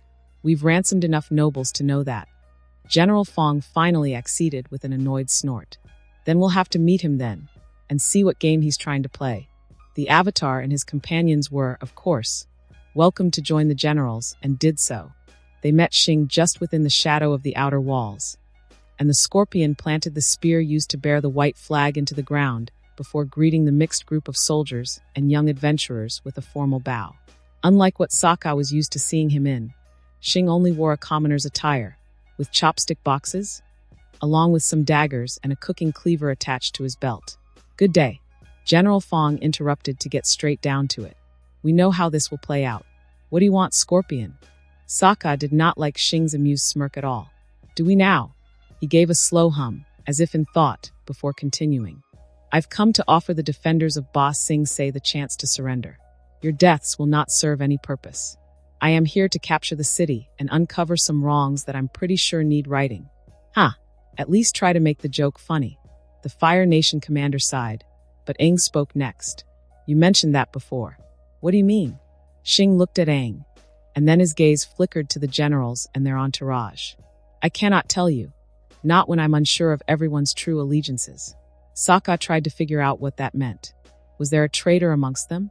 But then the traitor would be on the Fire Nation's side, right? And Xing wouldn't be giving that away. Enough with this nonsense, General Sung said. Your reputation precedes you, but we're not that cowed by it, Colonel. Xing regarded the group for a moment before shrugging his shoulders. Then the deaths of your men will be on you. General, you finally joined in the conversation, speaking with a wariness that silenced everyone. Why did you call for a parley, Colonel Xing, if you likely knew what the outcome would be? Consider me entertaining my optimism, either that you might be open to negotiations, or that someone would be stupid enough to try attacking me regardless of my offer of parley.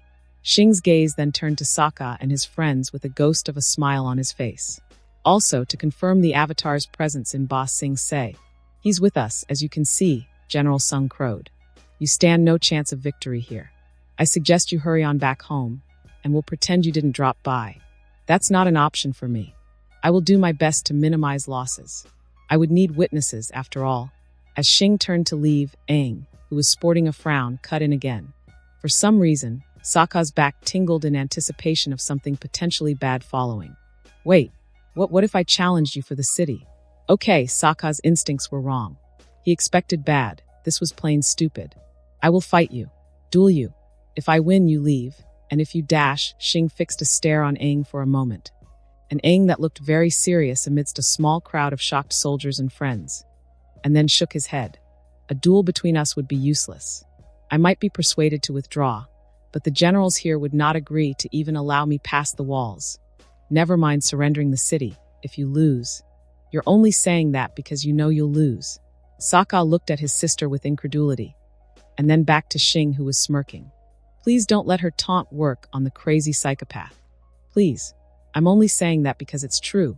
The scorpion looked past the gang and to the soldiers. Isn't it, generals? All three generals nodded, with General Yu answering gravely. No offense to the Avatar's intentions and abilities, but we will not wager our home on such a duel. There will be no chance of Boss Sing Se willingly submitting to your demands, Colonel. Well said. Before Aang could look too downcast, Shing grew a smile, like an idea just came to him. Though, now that you mentioned it, perhaps I could accept a challenge for a different outcome. Sokka stared at the enemy commander, but he quickly realized what Shing meant. Aang, don't list dash, the scorpion spoke above his plea, fixing Aang with a dark grin. Here's my counteroffer. You win, and I leave. I win, and you and your friends will stand aside and leave Boss Sing Se to its fate. Another heavy silence descended, and this time Katara had the courtesy to be shocked and worried by the amended challenge. The defenders of Boss Sing Se were frowning with suspicion, while Toph wore a face of silent concern. Sokka himself was very, very worried. Don't do it, Aang. Shing's grin grew. Of course, our duel will be non-lethal. I can promise that my attacks will cause no permanent harm or fatal damage. No need to roll for, never mind. Aang, it's gotta be a trap. He saw the airbender's face and instantly knew it was a lost cause. Damn it. This was not the time to stand your ground, Aang. The others thought so too, though worryingly, not as completely as Sokka did. Katara was clearly torn between her faith in Aang and her worry for him. Toph was urging Aang to take Sokka's advice, and the generals and their group were wary, but still confident enough in the Avatar to not weigh in. Just great. Also, I heard about your missing bison. If I win, I'll promise to return him to you once I find him. If I lose, I'll tell you where he is so you can find him yourself. Crap. Of course, Aang immediately went fully serious. You know where Appa is? Shing's taunting nod completed the trap. I accept your challenge. There was no getting Aang out of it, not with Appa being used as bait. Toph unfortunately confirmed that Shing seemed to be telling the truth, and after that no amount of persuasion could get the airbender out of the duel. Get your healing water ready, Katara, was all Sokka could say in the end, as he watched a circle be formed by some earthbenders and the two combatants standing on opposite ends within it. You should relax a bit. Aang will be fine. It's not the first firebender he's faced, after all. Her voice betrayed her own growing anxiety, which did not help Sokka one bit. Even the generals were tense to the point where they were staring intensely at the duelists. Standing outside the circle and between Aang and Shing, General Yu sighed before he raised an arm to signal the duel. The firebender gave a formal bow. First to yield or be incapacitated loses. The gesture in question was reciprocated with a curt nod from Aang. Ready. And begin. Aang's body spun to form a powerful gust of wind as he usually did, while Shing's legs immediately slid into a wide stance, while both arms thrust towards Aang. No flames appeared, but the airbender stopped turning midway, and he tripped onto the ground with a pained cry. Sokka watched in confused panic as Aang began to writhe and scream with soul-chilling anguish and terror, his hands batting at his face, as if he saw the reddening skin on Aang's face and hands, saw the faint heat mirage rising. It was as if someone had splashed hot water on him. What's happening? Toph asked, the panic infecting her as well. Why is Aang screaming like that? I don't know. Katara looked ready to rush in, but General Yu raised an arm to block them from interfering. Sokka was about to sock the man in the jaw, but stopped when he saw the pale, stunned face of the weary general. The rest of the defenders were equally shocked to stillness. Shing was standing and slowly walking towards his opponent, an open hand still pointed at Aang. Do you yield? Aang answered by screaming and twisting on the ground some more. Sokka thought he saw beads of sweat appear, and then instantly flash into steam. Katara ducked past General Yu and ran towards the circle. Stop it! Stop it already! Surprisingly, Xing relented, lowering his arm with a sigh. This duel is concluded, then. There was no smugness or mockery in that declaration, just a statement of a sad fact. Katara quickly knelt beside Aang, who screamed right until Xing, who was backing away, dismissively waved his hand. The sudden quiet broke Sokka and Toph out of their rooted panic, and they joined Katara. Aang lay curled up on the ground. The untattooed skin of his whole body turned a bright and painful red, and peppered with blisters all over. He was trembling and sweating, and his limbs were a little swollen. The Water Tribe youth turned to Xing, who stood passively on his end of the circle, offering what seemed to be an apologetic look. I suggest you take him back to heal and cool off. I'll begin assaulting the walls tomorrow. With that, Xing bowed, turned, and then left the way he came, and Sokka returned his attention to his sister, who was doing her best to soothe Aang while she worked her healing water over his body. Wait, Colonel. General Yu suddenly called out. Xing paused, turning slightly to look over his shoulder. The general walked past Sokka, and then bent over in a deep bow. When if you make it through us, please do not loose your wrath on my family, our families. I was the one responsible that day on Tai Plains. They are innocent of it. Xing fully turned back to face the general, and it didn't take him long to shrug. I blame the one that pushed me into the bear trap, not the bear trap itself. My issue is not with you, General. Besides, the 11th does not extract vengeance from friends and families, so long as they don't give us cause to. Anyway, the whole group was silent as they carried Aang back to the walls after Katara's healing soothed him into unconsciousness. The generals marched straight to the command room once they returned, but not before General Yu politely insisted that the gang leave the next morning, as per the duel's decision. Sokka cursed himself for not stopping his friend from getting involved hard enough. Yet at the same time, he couldn't shake off the horror at the new form of firebending Xing displayed. Or was that firebending at all? Were his flames invisible? But how could they move that fast? Aang seemed instantly affected the moment Xing's arms shot out. It was a question that quickly nagged in Sokka's head, and eventually he bounced it to Toph in a futile attempt to figure out an answer. Without any real theory, they eventually settled for helping Katara tend to Aang's wounds. Well, they tried to anyway, but she was adamant about solely looking after him throughout the night. They'd just slow her down. Not wanting to argue, Sokka had Toph help him bring in some bandages and barrels of water for his sister to use, as well as urge her to eat her dinner. The blind earthbender was quiet, almost withdrawn throughout, probably just as worried and perplexed as Sokka was. None of them slept much, though some measure of relief settled on the trio as Aang finally awoke with a pained groan. Sokka let his sister coddle the avatar for a bit before stepping in as the bearer of bad news. Aang was dejected by the reminder of his loss, but quietly accepted the terms he agreed to with Xing. The sun was just rising, and the gang were following some soldiers to the nearest monorail station when shouts of alarm rang out in the distance. Sokka first turned his gaze beyond the walls, and then, realizing the direction of a raging roar, looked up just in time to see what he was sure was Xing slamming down onto the walls more than a few stones throw away from them. We should dash, no? One soldier said stoically. For our sakes, please do not interfere. It might worsen our doom. With admirable duty, the soldiers continued herding the gang away from the sounds of simmering flame and agonized screams. General, you could only stare as he saw the boy right outside his office. He had managed to make it onto the walls somehow, rendering useless several hundred defenders manning the trenches outside of it. And even as the troops proceeded to surround the Scorpion, the general did not like their chances of making it out of this alive. He'd known of the young dragon's exploits back then.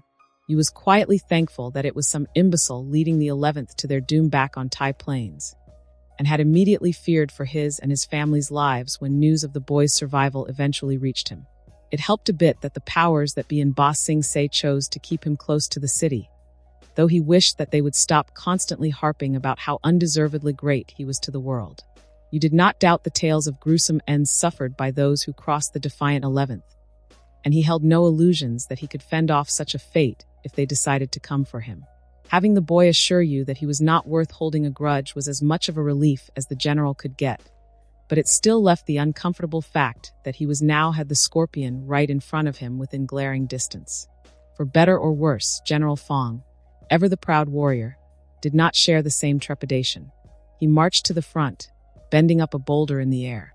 Impressive feat, but you're surrounded, boy. The Scorpion Dragon smiled at that. Then I cannot miss. Thank you for opening with words. I appreciate the time. Men fell over in anguish immediately after that. You included, as an invisible rush of heat tore at their exposed skin. You joined the choir of screams as not only his face, but also his bare hands and feet, burned in the air. He dropped to the ground, and the agony grew much worse, as the metal plates of his armor slowly seared its way through the cloth padding underneath, and began to burn at the rest of his body. He was incapable of a coherent thought, as every breath of air to fuel his screams also seared his lungs. He'd beg for the torment to stop if his throat could do anything other than scream. He'd claw at his flesh and skin for relief if his fingers weren't so swollen. He'd seek out cover or assistance if he dared open his eyes to let them boil away. You remembered nothing but intense, total agony for spirits knew how long, until it all suddenly vanished. The heat was suddenly gone, replaced with a chill that was almost soothing. As his faculties returned, you wondered if it was really the case, or if he had suffered to the point that normal air felt so cold right now. As he finally opened his eyes, the general was glad to find he still had vision, and saw the Scorpion Dragon standing amidst a sea of fallen and suffering Earth Kingdom soldiers. Surrender. I prefer having prisoners over roasted corpses. But this is your last chance. Despite the impending demise, or perhaps because of it, you managed to muster the remains of his courage. The same flickering defiance that kept him serving as general for so long. He rasped the words painfully as he met the colonel's gaze. HHU still need breach. The Scorpion nodded in acknowledgement of that, but he did not seem perturbed at all. I do. And then the cracked brickwork under his feet began to smoke. It's a good thing that this wall of yours is mostly compacted stone and earth. It makes it pliable to your earth bending. But it also leaves it vulnerable to certain things. Like melting, you and everyone else instinctively scrabbled away from the boy as more smoke began to rise between the paved bricks, and a hot glow began to leak out between the cracks. The analytical part of you noted that the boy was sweating a little and seemed stiff, but otherwise showed no signs of exertion as the ground beneath his feet began to sink. The Scorpion Dragon gave a thin smile. You have a minute to make some distance, and then I'm coming to receive your surrenders. You did not waste that chance at all, picking himself up and half crawling, half stumbling away from the cracking of stone and increasing hot light spilling from between the bricks. A quick glance told him that there was no exceptions, and even General Fong had abandoned his stoic defiance and was desperately clawing to safety. A minute eventually passed by, because something exploded behind you. Reaching the edge of the wall, the general used the crenellations to climb up to his feet, and also managed to witness an impossible sight. The section of the wall the Scorpion stood on was glowing and hissing smoke as it bulged out and sagged downwards. The specks below that were men in trenches were wisely fleeing from the shadow of the expanding growth. Then glowing liquid began to leak out from the earthen cracks in the bulge, spilling hot, glowing droplets. It didn't leak much, because after that, like a punctured air sac, the wall section practically exploded outwards with molten rock. The dawn light was tainted with an orange glow from the ground, as the breached section continued to bubble and dribble lava all the way down to its foundation. You forced himself to stand higher, and for a moment there was confusion when he couldn't find the Scorpion. Then he heard the familiar sound of an explosive landing from a distance behind him, and the general's heart dropped when he turned to see the boy landing on an unoccupied section. This time the smoke rose, and the light glowed a lot quicker. Yu's legs gave out when the outer walls of Ba Sing Se suffered another melting breach. The boy blasted clear just as the floor under him was swallowed by molten rock, and joined the rest of the glowing, viscous liquid in spilling out either side of the compromised wall. He landed right in front of you after that, throwing the general an expectant look. I surrender. All those that witnessed such madness did. When echoey, muffled voices were heard coming through some open-ended conical pipes. This is Engineering Team 59 to all stations. We found Team 43 knocked out in Front Sector 2, Deck 3. Their schematics are missing. It looks like we have saboteurs on board. This is Chief Engineer Gunso to all stations. Stay alert for any unusual activities and report them immediately. Guards are being dispatched to sweep the decks. That's our cue to go faster, Aang said, rather unnecessarily. Unfortunately, the corridors took the group straight into a patrol. Aang's quick thinking bowled them over, giving Katara time to freeze up a wall and allow the saboteurs to clear some distance. Sokka could hear the downed Fire Nation soldiers yelling an alert, which didn't help his growing anxiety. Sokka kept an eye for the conveniently placed signs as well as the schematics in his hands, guiding them as best as he could. Right down here. 2 more left turns and a right, and the next corridor will lead to the exit. They barely made it past the first junction when they heard the growing clamor of armored boots. And that concludes this episode. If you enjoyed it, I'd seriously love it if you guys could leave a like on the video, as it genuinely helps out so much, and it keeps me going, plus it takes only 1 second. That said, have a wonderful day. See you in the next one.